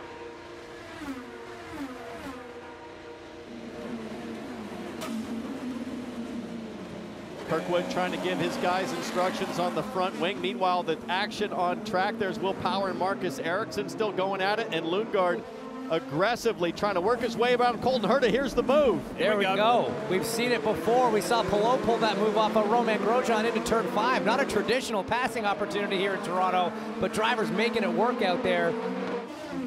Marcus Ericsson, one of those who stopped during that most recent caution. He's in the mix along with O'Ward and Power. They're all on the same lap. Lundgaard's the best placed as far as the most recent stopper. So if we don't get any more yellow, the top 3, let's say they have to pit, you're looking at 4th place. Alex Palou is essentially the leader on that strategy. Christian Lundgaard behind him. So it's kind of Palou versus Lundgaard on that strategy. A guy going for 4 in a row and a guy going for his first ever. And you remember Palou was entangled in that moment with Helio Castro-Neves and brushed the wall. Here goes Marcus Ericsson. He's lining something up Lakeshore Drive. Look at him. Pops out on Will Power. Power will have the inside to turn 3. Power knows he's there. Makes it difficult. Close up front between McLaughlin and Dixon. VK 2.5 seconds further back. Here we go. This is Palou with a damaged back of a race car for Alexander Rossi, who still sits a lap down. So if Rossi can hold off Palou, it's going to allow Lundgaard to re-enter the fray. Meanwhile, the gamblers, McLaughlin and Dixon, They have 20 laps on this softer tire and 30 to go if they hope to make it. All they can do, James, is drive as fast as possible and try to open up the gap as much as they can if there's a green flag stop to make. Yeah, a couple Kiwis named Scott throwing Hail Marys here, but they're going to need a ton of yellow and just a ton of help. You said it on the alternate as well. Going to be so difficult to make it work. Salt in the wounds of Kyle Kirkwood. He's had to come back to pit lane. The team serviced the car or touched the car under that penalty I was stop. going to say that as soon as they plugged in. I was going to say I didn't think you could touch the car during a penalty when they're talking about potentially changing that wing. Hey, but talk about changing front wing. Sorry, Pallou's front wing looks loose. You're right, it does. From that contact, you can see the driver's right-hand side. Tell us more, Kevin Lee, about Palou. So when he qualified 15th yesterday, there was a bit of a sigh of relief from the paddock. Oh, at least he's not going to win 4 in a row and 5 of 6, but he might be in position at this point. He was just told we need 3.85 fuel mileage. Oftentimes that's code, but if that's regular fuel mileage, that's doable. I think 38 is doable. He needs to go 39 and there's some caution. Palou might be able to get home. That wing may not hang in there though. Well, you can see that the nose cone is split, which is unusual because that's not the seam, I guess, where it mounts, but it's almost like the nose cone has cracked up front, which holds the main plane, that part. It looks like a bit of an optical illusion. It's tough to see exactly where the damage starts. There's no doubt that there is damage. But yeah, it does look a bit cracked. I wonder if it can hold on. You got Lundgaard behind him. He's 5 laps to the good on fuel compared to Palou. So where Palou does have to make that 3.8 number work, Lundgaard has a ton more fuel on that 45 and can just unleash it in pursuit of the championship leader. There he is, right in front, on board with Christian Lundgaard, the Vivid on board. And he can vividly see Palou right in front of him. And just watching Lundgaard here and knowing when he pitted, as you see the Firestone telemetry, 155 miles an hour into turn 1, down to second gear. But guys, I just can't understand McLaughlin. These guys were running first and second, Lundgaard and McLaughlin. McLaughlin could have pitted, and Lundgaard's already 5th. He's easily on the podium at this point. I just don't understand the gamble. You know, you're hearing a little bit of a lift from Christian Lundgaard, so it's still a little bit of fuel that he's saving, but I think of how much Alex Palou must be saving if he's 5 laps worse off. But don't forget a lot of those under caution. 5 laps of caution. That's still a solid 2 laps of green flag. If Alex Palou can go all the way here and get 4 in a row, it'll be the first time anybody's done it since Sebastian Bourdais. Hello, Seabass. Back in 2006. What an effort that would be, but we've got a long way to go. Still 29 laps remaining. Make that 28 now here in Toronto. Tell us more, Kev. Here's what I think Scott McLaughlin and Kyle Boyer and the number 3 Penske teams playing is. I don't think there's any way they win the race unless there's a lot of caution. So it's simply, let's get the best result we can. That's why they talk about, let's just run as hard as we can, try to gap as much as we can, and then we're going to pit when we start losing lap time as the Reds fall off. That's not going to be a winning strategy, but let's get the best finish we can. Yeah, but Kevin, if they pit, you know, as the gaps is right now, they'd go all the way back behind Graham Rahal for 17th or 16th versus pitting like Lundgaard did and be running in the top 5 with a solid podium on offer. Oh, I'm not saying they shouldn't have pitted earlier, but where they're at now, this is the best option available, is either hope for a caution or try to gap a little bit and just slide in and get what's available. Yeah, at this point, you don't want a caution.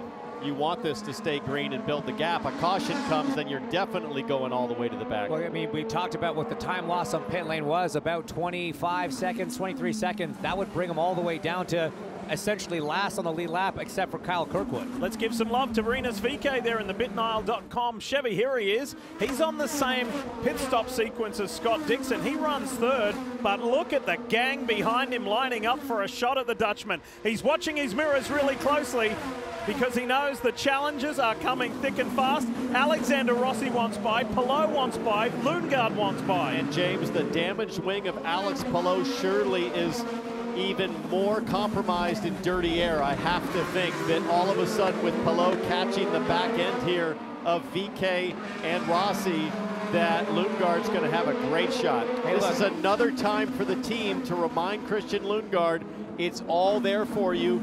Take your time, be patient. Give him the facts. He still has 25 laps to run here. Take care of those tires, save the fuel you need as you see Rinus VeeKay dive into the pits. But we know that a broken front wing can be fast here.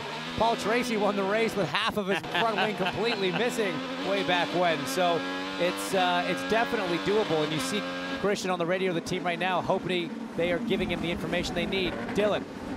Rinus VeeKay is in, and I'm trying to get to their pit boxes. They were late getting up on the jack. He sat in the pit stall for several seconds before the pit stop commenced. So what little track position they were going to maybe have has gone away now with this slow pit stop. Yeah, that was a tough one. Here comes Lundgaard on Palou. Check this out. Shadowing him into turn 3, the Journey Rewards car and the Vivid Honda. They're fighting it out in the top 5 here at Exhibition Place, Toronto. Colton Herta runs 5th. Hey guys, this isn't that much different than Mid-Ohio, where the entire field gave Benjamin Peterson a hard time for being a lap down and holding up the leaders. Now Alexander Rossi a full lap down, about to go 2 laps down and holding up Palou and Lundgaard. Well, he's not about to go 2 laps down because he's ahead of third place. You're right. He's only 2 cars away from getting his lap back. In theory, if he can catch Dixon and McLaughlin, who have to pit, he will be on the lead back. Exactly. He doesn't have to catch them. They're going to pit soon, and then if a yellow does come out, Rossi's back to the tail end of the lead lap. So he's doing what he needs to do. That makes sense, but it's definitely not helping the cause of Alex Palou, as that bright green 45 is all in his mirrors, trying to distract him and force him into a mistake.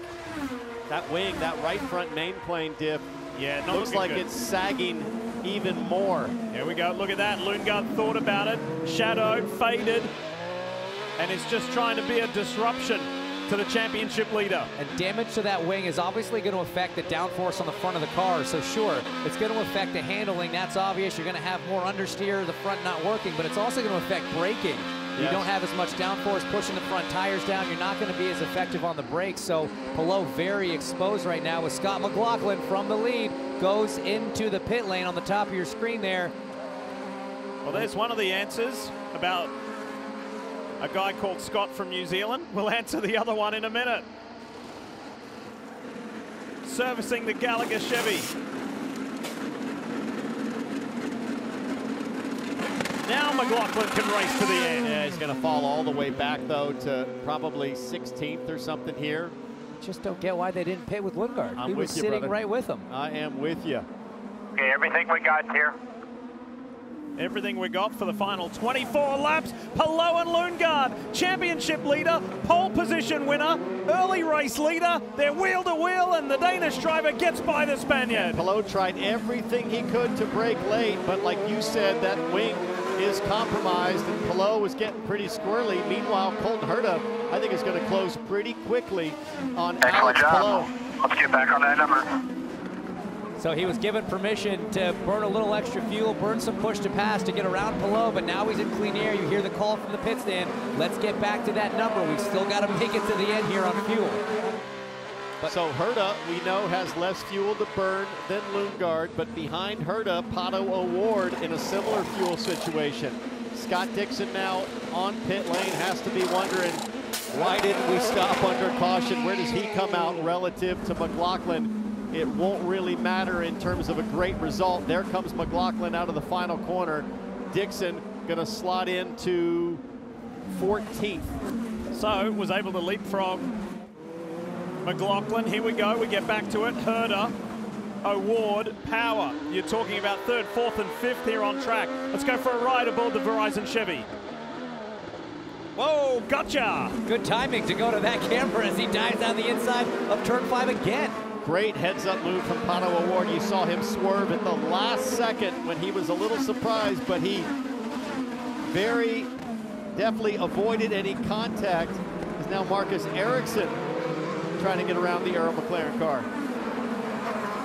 Will Power is coming off just his 3rd podium of the year. Made his first Firestone Fast 6, that's right. The king of qualifying in the history of IndyCar made his first Fast 6 yesterday.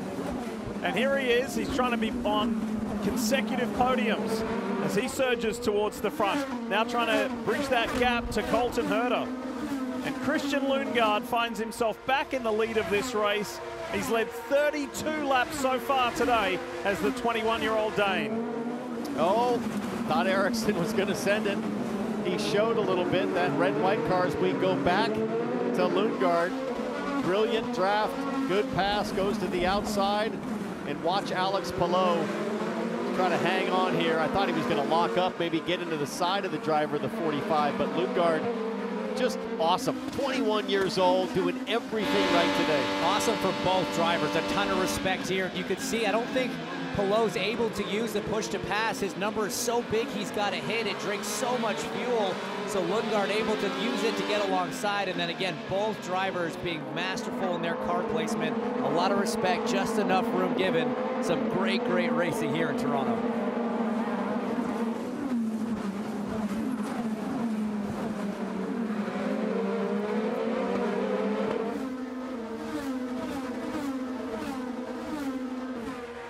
Look at that rubber build-up offline. As our old Formula One colleague David Hobbs would say, that flag. Let's talk more about the race leader, Kev. So when he got around Alex Palou, there might be a thought of that, hey, race is done. He's 5 laps better on fuel than both Palou and Herta, but maybe not. I think he's in good shape, but I think you should keep an eye on Will Power, who pitted on the same lap as Christian Lundgaard. The car is good. He's moving forward. I think he's got a good chance to get past Herta and Palou, who are going to have to save much more fuel to get to the finish. Plus, we wonder if Palou's car is wounded a little bit, so it might be a straight-up fight with Power and Lundgaard, who is trying to win in his 17th consecutive season. And he said, oh yeah, that is a streak that definitely matters to me.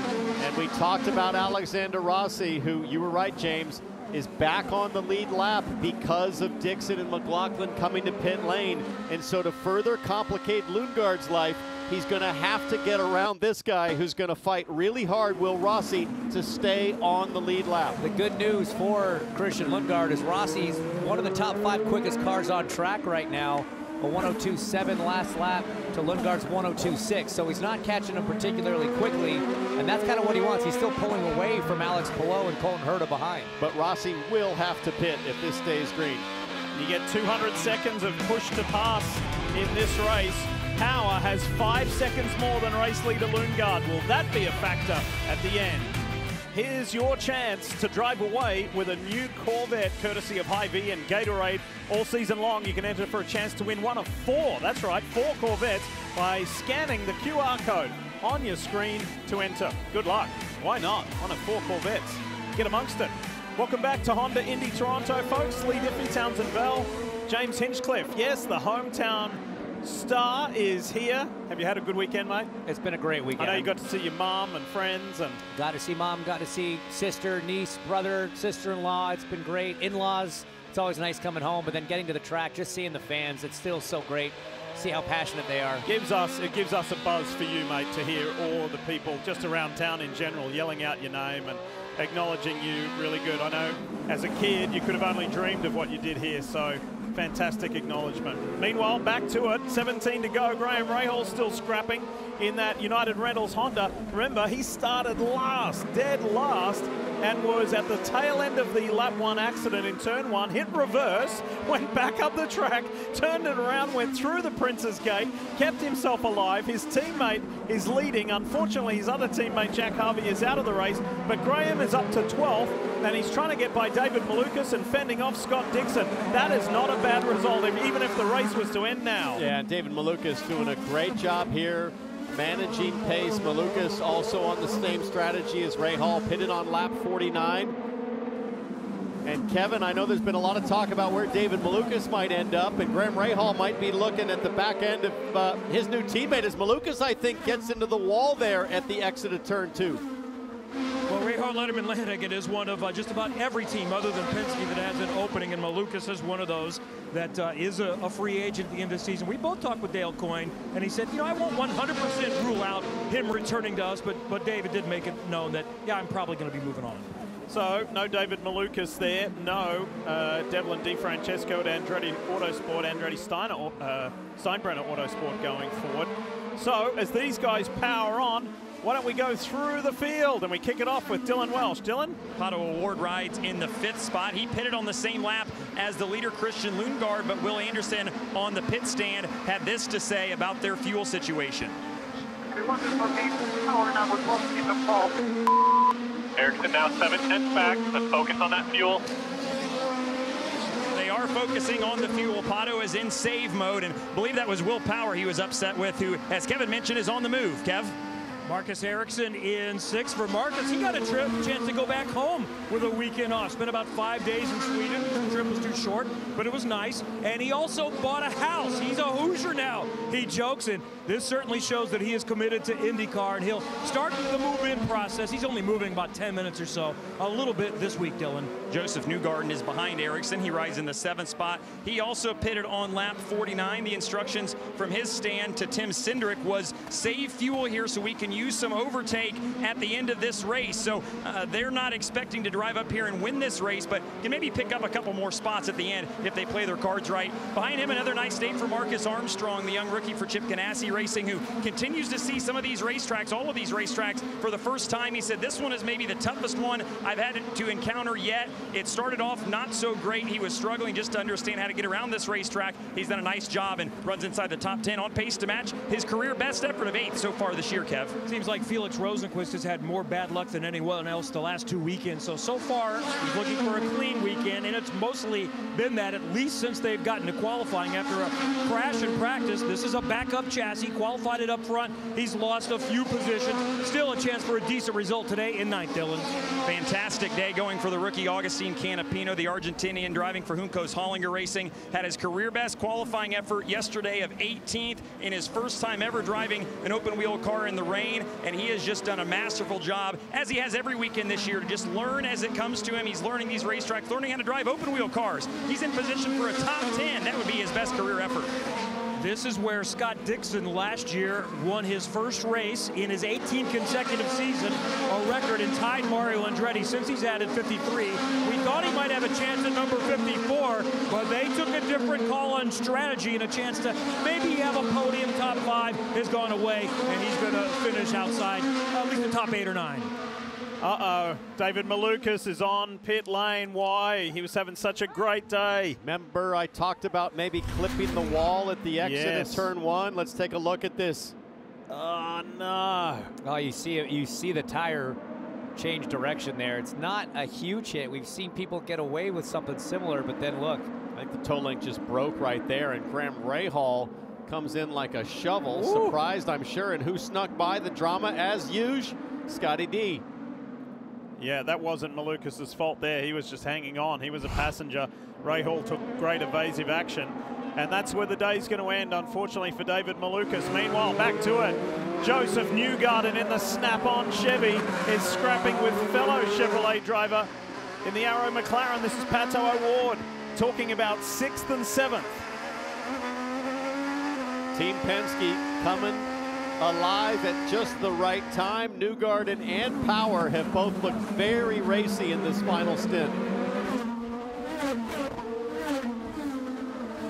Marcus Armstrong, the boys mentioned him in the Ridgeline Lubricants car. There's his teammate Alex below. That wing continues to droop. But this bright green car here, Armstrong has done great. Awesome at such a tough track. Just past Pato O'Ward. So now O'Ward just in front of Rosenquist. So Armstrong charging forward. As Dylan said, 8th is his career best. Twice he's done that so far this season. So he's on track for the best results of the season for this rookie. And leader of the Rookie of the Year standings, and not doing the ovals. We've told you that story many a time, but it's worth noting again and again to show you just how well Armstrong has adapted to IndyCar competition. So we saw that wing as we ride on board the Verizon car here of Will Power. Colton Herta up ahead, but look at the wing for Alex Palou. That thing looks like it's about to snap off. And Kevin, what do you hear about fuel for Palou and Herta? Can they stretch it 11 more laps under green? I think they can. I'm hearing save, but I'm not hearing any panic from either end. So I think they're going to make it, but that's why I mentioned I think Will Power still got a chance to get around them, because I don't believe those that pitted on 49 need to do a whole lot of saving. Those on 44 probably saving pretty hard. Well, guys, we've talked a lot about the run that Alex Palou had been on coming into this weekend, then the trouble in qualifying. But the comeback so far, I know there's still 11 laps to go, and he is nursing a damaged race car, but even then, Herta doesn't seem to be able to catch him. And with Christian Lundgaard look at that being the leader, and with Scott Dixon having that strategy blunder on the 9 car, putting him all the way back, it would be 128 points would be the lead, an 18-point gain for Alex Palou if they finish as they are. But more importantly, Newgarden jumps up to P2 as we head to a doubleheader in Iowa where he is almost unbeatable. Where he Meanwhile, won though, both last year. if Alex Palou has to pit to replace this wing, he'll be well under a 100-point lead in the championship. So absolutely critical, nail-biting final 10 laps here. You know what we need here? The front wing definitely has some damage that's just appeared. I mean, if I'm Barry Wanzer, I'm telling him stay off curbs, be a little conservative. If you have to give up a spot or two to Herta and power, it's worth it for the sake of not having to come in and change. That would be catastrophic for their finish. It's surprising how well that car is still cornering, especially through turn 6, the fast, long radius right-hander there.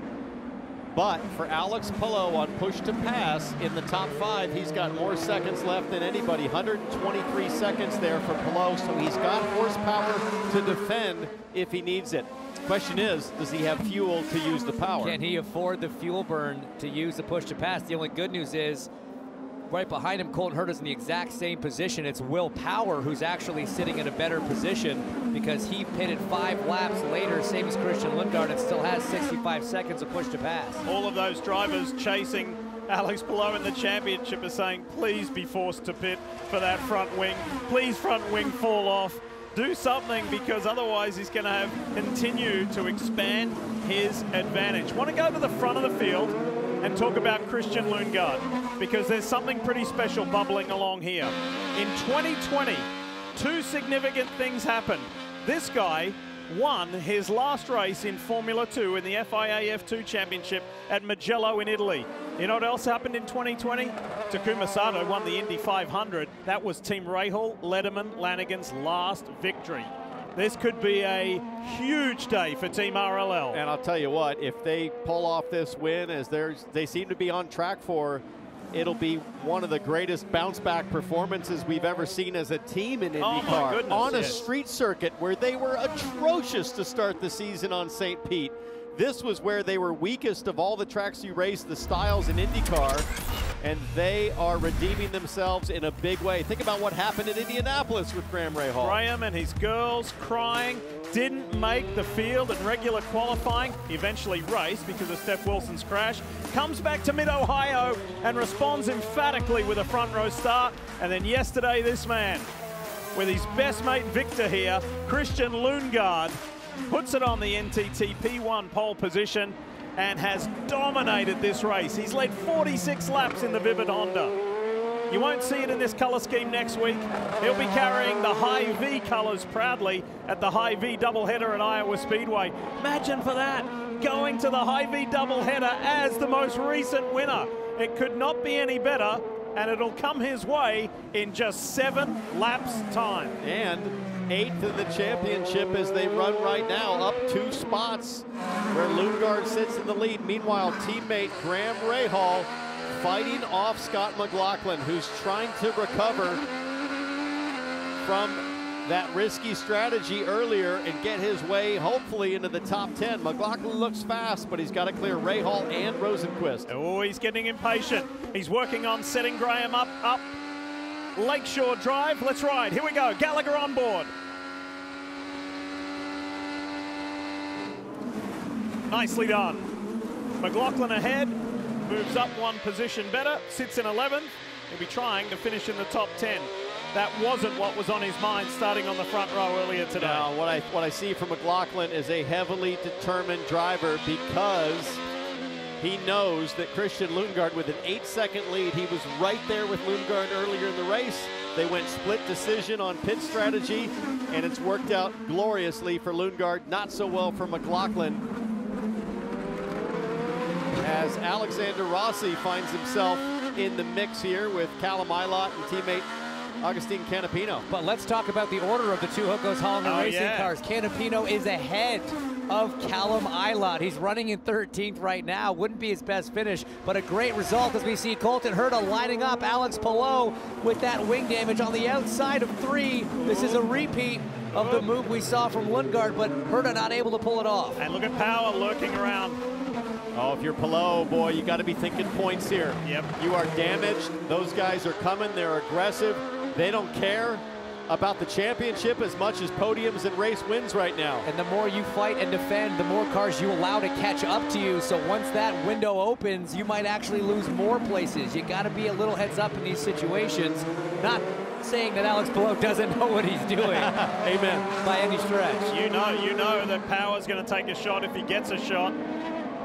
You saw Palou cleverly avoiding the manhole cover, running way wide in turn 10. Meanwhile, Colton Herta driving like he has all day long, just smashing right through it. But that's the difference between a wounded car you're trying to protect and one that you're trying to squeeze every 100th of a second out of lap time wise. Here comes Will Power with a decent run on Colton Herta, but I don't think good enough to make something happen. I guarantee you both those guys on the button right now. Colton looking again. He's not even as close as he was last time. Palou does a good job. He's not outbreaking himself, not giving anyone an opportunity, but now Power, is he going to look for that turn 5 move again? Woo!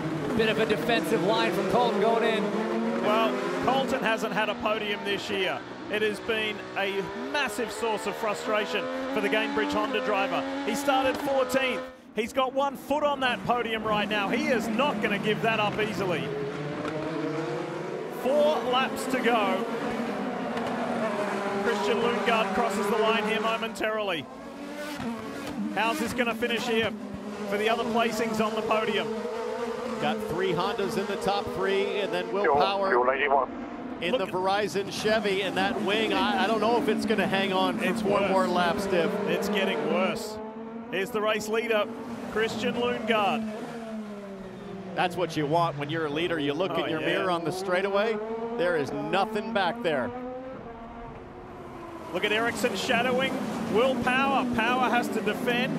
Really great work. Look who else is entering the party here, Hinch. Scott Dixon on the back of that train. He came out 14th. He has worked his way up now to 7th. Very impressive. McLaughlin a little behind in 9th, but both of those drivers doing a decent job of clawing some of those spots back. This could be a 5 or 6 car battle for P2 at the finish here. A lot can play out. Things always get crazy in situations like this in the closing laps on a street circuit. Marbles everywhere, wounded race cars. And the rest of the field says, hang on a second. Alex Palou starts 15th, has a damaged race car, and extends his championship lead. Do me a favor. Oh, it's getting really bad, Oh, that guys. seam it's gone from 1/3 damage, the nose cone, to 2/3 split open. Hanging on by a thread is that front wing. And if that gets stuck underneath his front tires at some point, that could be a huge, huge accident. You got to think right here at the end of the straightaway, that's the highest amount of pressure on that wing. But, oh, that is precarious looking. 3 laps to go. Is it going to make it? Have we been remiss to say great job, Alex Palou? Because what he has been managing, he can't see it.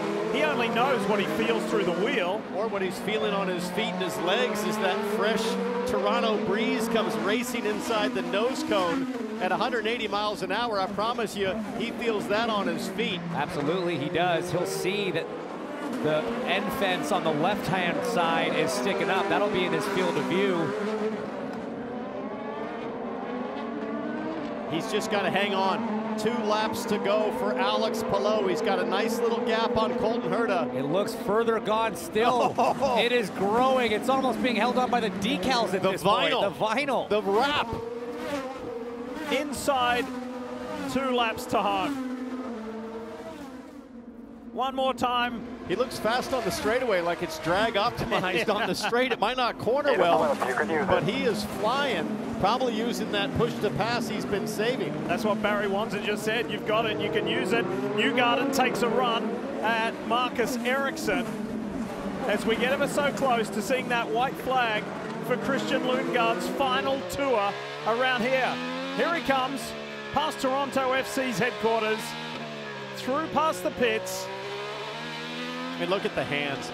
Steady, determined, It knows exactly the feel of this racetrack now after 85 laps. One more to go, and Christian. Oh, Will Powers in pit lane along with Marcus Ericsson. What's happened? Maybe contact between the two. No, Power was out of fuel, and others are trying to coast to the finish, including Herta. They didn't quite make it. Is Lundgaard going to make it? Oh, boy. Final lap. Less than 1.8 miles. Does Alex Palou still win this? If Christian Lundgaard runs out of fuel, I don't think they would let him pull out a 10-second gap if he didn't have this under control. But for Power and Ericsson, that is a shocking surprise. Something went horribly wrong on projections. Think about this big picture-wise. Rahal, Letterman, Lanigan. Bobby Rahal, the racing legend. Mike Lanigan, the business guru.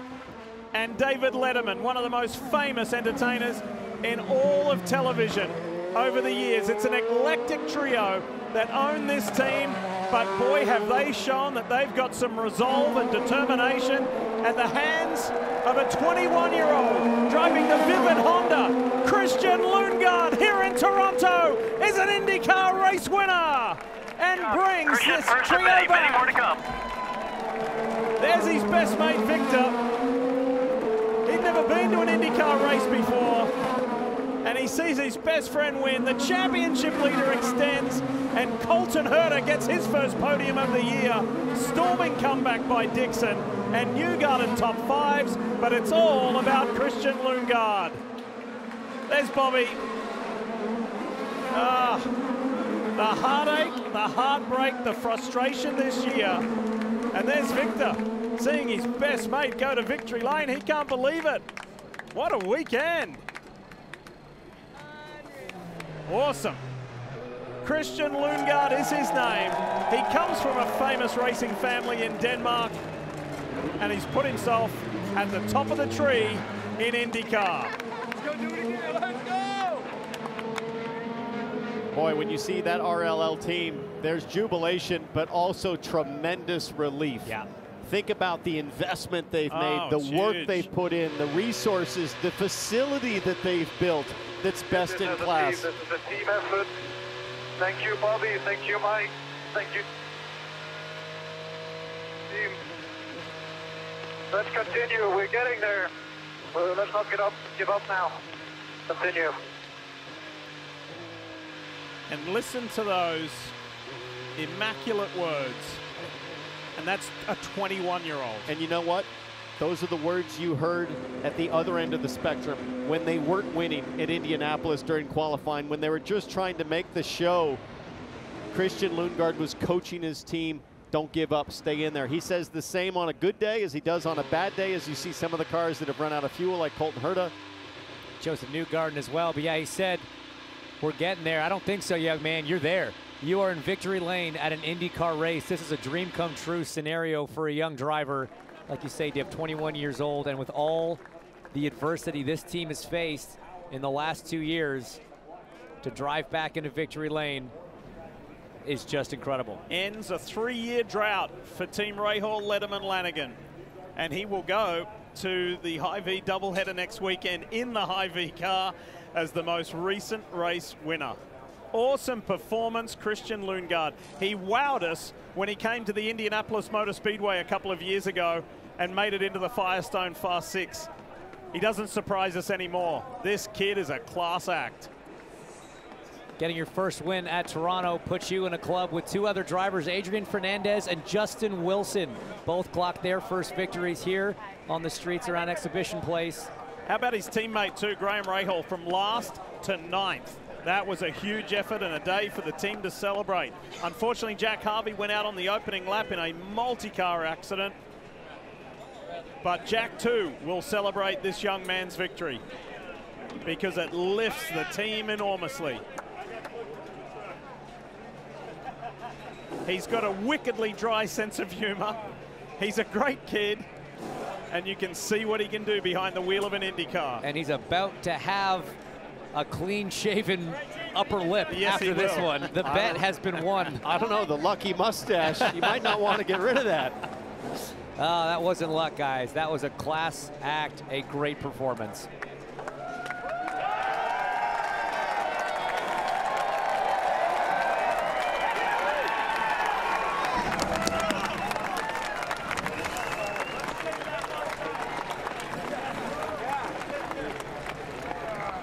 This is the Advanced Auto Parts checkered flag moment.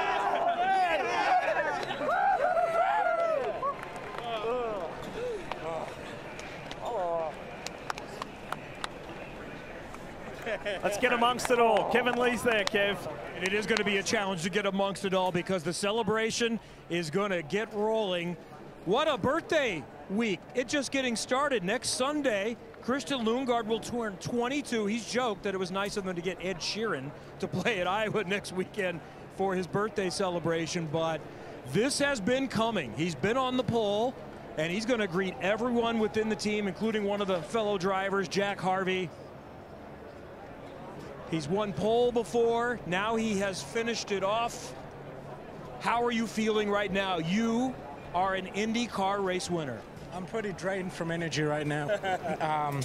No, the Hy-Vee Vivid car has just been fast all weekend, and I said it before the race, we had a car that was fast enough to win, and we pulled it off, and I think we did it by 10 seconds. So this team, they do deserve this, because if we look at where we were earlier this season and even last year at this point, we were nowhere near this. So I'm just extremely happy for everybody right now.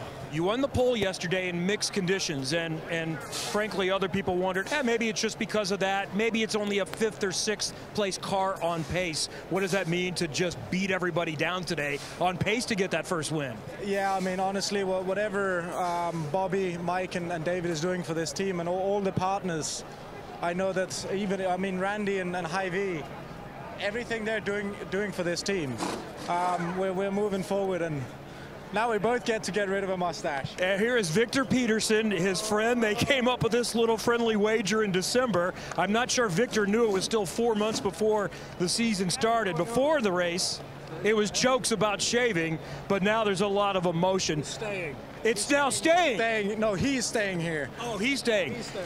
You came to the Indy 500, but this was the first time he saw you qualify. He's a good luck charm, right? Apparently. Yeah, you stay. I know you're going to Iowa, so stay after that. Yeah. When is the shaving process? Is it here in Victory Lane, podium? What are we doing? I mean, I need to find a razor, but then yes, as soon as possible. They're around, I know. Cool. Congratulations, Rahal Letterman Lanigan, a winner. Christian Lundgaard, the 21-year-old, is now an IndyCar winner. Dylan. Well, it wasn't 4 straight wins for Alex Palou today, but an effort that was probably capable of getting it done. I want to talk about this front wing first. I mean, basically, it just held on by the vinyl. So how tough was it to drive this thing the last, the whole last stint? Yeah, it was.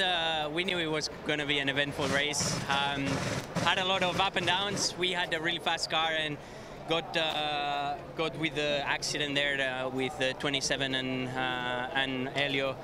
So yeah, I don't know how we made it with this wing. The car was still handling okay, and then we just had to save a ton of fuel, a ton of tires, but we made it. So yeah, glad we finished P2 today. Starting from there, a win could have been possible, but I back qualifying yesterday.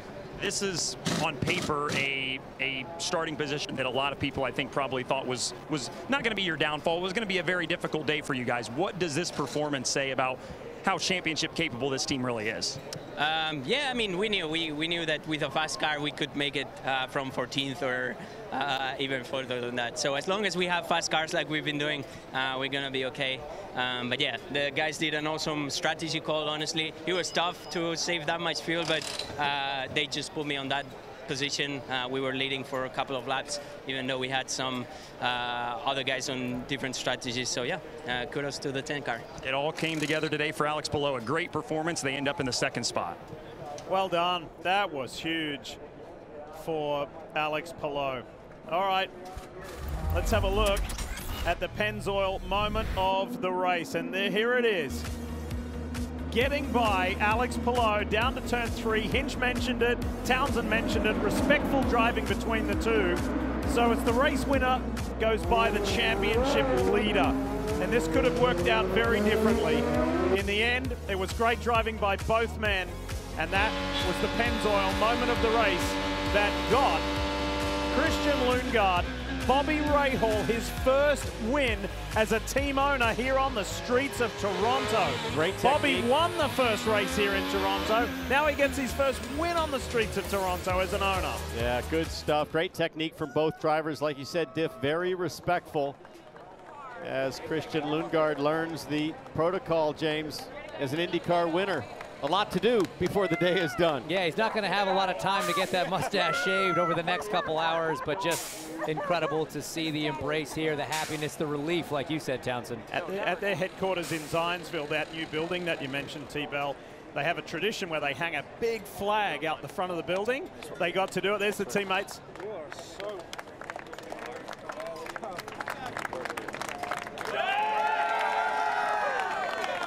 Well, they got to hang a flag out when the sports car team won a few weeks ago. They're going to hang Lundgaard's flag out the front of the building to celebrate and tell the world that we're winners again in IndyCar. It's just incredible, guys. You look through the top 5.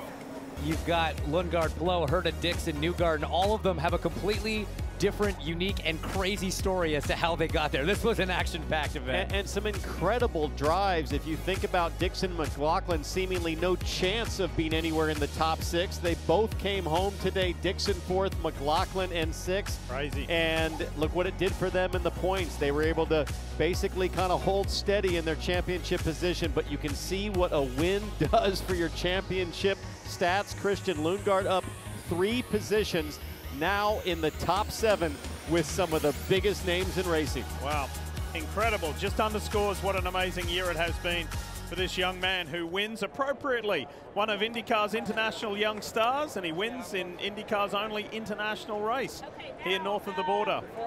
The only race outside of the United States. Yes, 1 second. He just needs a second to himself to have a quick drink. Can I get a quick pic? I mean, you saw Graham Rahal, how hot he was. We talked about how hot and humid it is in these race cars. Incredibly physical racetrack, incredibly physical event. Well, headed and knocking on the door of a podium and ultimately ended up finishing 14th. Will Power had to dive for the pits late for fuel. Let's hear from the Team Penske man. And it looked like he was in position to finish 4th, pitted on the same lap as the winner, Christian Lundgaard. We were surprised when you had to pit. Were you surprised when you got the call to pit with just over a lap to go? Yeah, I was. Giving me a number, and I could quite easily have just got the number and made it. Yeah, we got to review all that. I'm not sure what happened there, but I mean, it was good. The car was really good. The strategy was right. Just, yeah, I mean, I could have got a much bigger number earlier, and I had no idea we were going to run out. It was, if I didn't get the numbers and attack too hard, too soon, it was my fault. Yeah. I was trying to put pressure on the 2 guys in front to run them out of fuel. Probably not watching mine close enough. Will Power sees a good result, go away, finishes 14th today. Dylan. Colton Herta comes home in the 3rd spot, and what was your fuel save like at the end when Lundgaard was, I think, 5 laps to the good on you? So what was it like for you? No, it was not 5 laps to good. So no, we were big time fuel saving most of the time, and then at the end had some real major savings. Luckily, we were able to save enough, and we made the strategy work. You know, some guys didn't make it work. So yeah, but I came across the line literally sputtering coming out of that last turn. You could feel the car start to give a little bit, and then the fuel started sputtering. So luckily, it got us across the line and got us home in 3rd. It was a great result and really great strategy from the team, because we were kind of not making our way forward like we wanted to early on. So they made a gut check to pit, and it ended up being the right call. How much of your day was based on strategy, and how much was it based on just what you could do passing-wise? I mean, did you feel like you had the ability to pass and go forward? No, no, not on the first stint. We were throwing the tires off, and we had so much drag that it was going to be tough. But once we got a little bit more rubber down and got up a little bit further with less of that aero wash, it was a lot better. So yeah, this one was really all the team. They did everything for me there. I just had to drive it at the end and save a bit of fuel. Hard fought 3rd place team effort today for Colton Herta. First podium of the year. How's that possible? A guy that's been on pole a couple of times and so fast. Well, let's go back to those words and remember what Will Power said, where he was probably too focused on the battle that he was having in the moment to look at the number. He said he wants to talk to them about why the team, why he missed it by so much, and he's not happy because he was having a good run. Yeah. Maybe just a miscommunication. Who knows? But Definitely a top 5. Did not materialize, and in the end it was 14th for the driver of the Verizon Chevy. So what's that going to do for Colton Herta going on to a doubleheader at Iowa Speedway? Surely that first podium of the year is going to give the young Californian a much-needed boost. That's big. So we review the results. It's Rahal Letterman Lanigan Racing over Chip Ganassi Racing and Andretti Autosport. There's a nice mix. How do you pick the drive of the day? I mean, like you said, James, there are so many good stories of excellence throughout this top 10 and gutty performances all the way down. Even thinking about what Graham Rahal did coming from the back, surviving contact in the first lap. How about Agustin Canapino? I think his best race of the season. He was in the top 10 for so long and then just drifted back a little bit.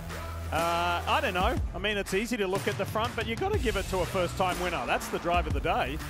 Yeah, it has to be the way he did it, too. Commanded the lead on the reds, the greens rather earlier, and then really just never put a foot wrong as we go down through the page. A lot of attrition. We haven't seen a race that's been quite that severe in attrition for probably since the first race in St. Pete. And it started at lap 1. Yeah, bottom 4 all made it through one corner of one lap. And that was it for Harvey Bloomquist, Hunter Ray, and Benjamin Peterson. And Devlin DiFrancesco had a did not finish due to a mechanical issue, which is a real shame at his race. Look, there's Bobby, the winner of the first ever IndyCar race here in Toronto. He's always surrounded by good mates and partners, and finally doesn't have to answer the question anymore of when, because when is now.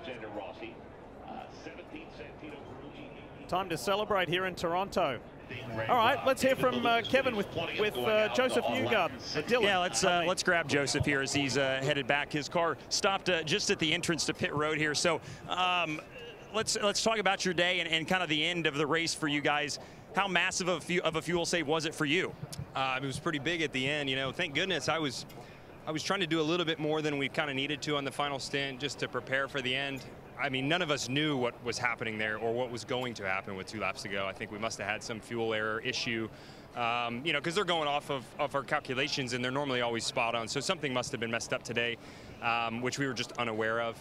But, you know, I feel terrible more than anything. I just gave away a ton of positions, you know, completely my fault. They just slid into the pit box. And so, you know, I'm more disappointed in myself for just, you know, giving away an opportunity today. I'm sure we could have raced towards the podium there with those other guys if we could have made it happen. You know, obviously that would have been more fuel saved, but we would have known what to do. So I'm proud of my team. They did a great job. We tried to recover as best as possible. I guess we'll have to just take our top 5, you know, and it's unfortunately just the day that maybe could have been better and we didn't realize it. All right, he goes to Iowa next week, where he's always strong, 3rd in points. Kevin. Dylan, I've got the guy who won the very first IndyCar race in Toronto in 1986, and he's won the last one now. Considering what your team went through in May, what's the significance of this win? Oh, it's huge for us. I mean, any win's big. You know, we were knocking on the door at Mid-Ohio with Graham's qualifying and Christian's for that matter. But this weekend, you know, it wasn't easy. We didn't start out, you know, really super great, but we kind of kept working at it. And Christian was hooked up. You know, I think he just kind of was like on a mission this weekend. And, you know, you saw that in the race. I mean, he just drove away from everybody, and the crew did a great job. The strategy in the 45 pit was the right strategy, and Christian just didn't put a foot wrong. So here we are. And then, of course, you know, Graham going from P27 to P9. You know, that's not too bad either. So I feel bad for Jack and our friends at you know, and that team. But anyway, you know, a great weekend for us. So I think we all knew what you had in Christian Lundgaard, but getting that first win still relatively early in his career, what does that do for a young driver who's yet to turn 22? I think it's, you know, for him, as I said, we've knocked on the door a few times with him. This is huge. This is huge for him. I mean, your level of confidence as a driver just goes way up, and of course within his group, within the team in general. You know, we've done it. We worked well together as a group, and there's no reason why we can't have more. It's about time to accept the trophy. Congratulations, Bobby. I have to say, I'm really happy for Hy-Vee. They've been so steady for us. So thank you, Hy-Vee. And we'll talk more Hy-Vee next weekend in Iowa. What a day for Rahal, Letterman, Lanigan. It could not be any better to win, finally win, and then be going to Iowa as the latest winners. As we take you back in time to 1986, I'm sure Bobby can remember it like yesterday. I'll tell you what, that skyline has evolved, James, as here you see the start. How wide that front straightaway was. Skyline's evolved, the track's evolved, but the race has stayed consistent and consistently good here on the streets of Toronto. I missed this one. I think this is one of only two that I've missed. I wasn't super born yet, but I made almost all of them after that. Well, thanks to this young man from Denmark, he keeps the Rahal name front and center here at Exhibition Place. Look at that. A moment he will never forget. And the two guys flanking him, they know what that feels like. For Colton Herter, it was at Circuit of the Americas. For Alex Palou, it was at Barber Motorsports Park.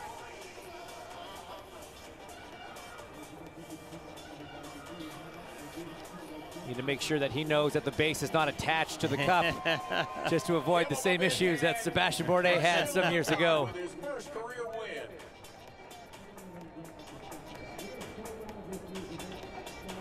What a tremendous story. I got to spend some time with Tom Christensen, Mr. Le Mans this year, the 9-time winner at 24 Hours of Le Mans, who knows this family so well. And he said the Danish racing community is so proud of young Christian Lundgaard. Imagine what they feel like now. This kid's going to make headlines at home. He's a long way from home.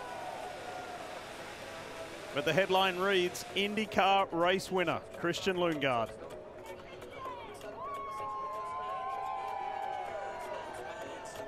I think Bobby Rahal really hit on it in terms of what it does, not only for a driver's confidence, but his race team. You think back to that fumble on pit lane at Mid-Ohio with Graham Rahal in contention. Just as an organization, it's validation that they're on the right path.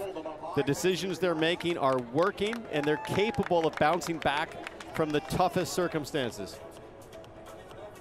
So we head to the Iowa doubleheader next weekend, where there is a lot of excitement based on what went down last year. Hy-Vee put on an amazing show, and the guy who drives the Hy-Vee Honda is standing at the top of the podium. Bring it on. Let's go from Iowa. Welcome to the world's fastest short track. Hy-Vee has thrown a huge party. 4 wide down the front straight.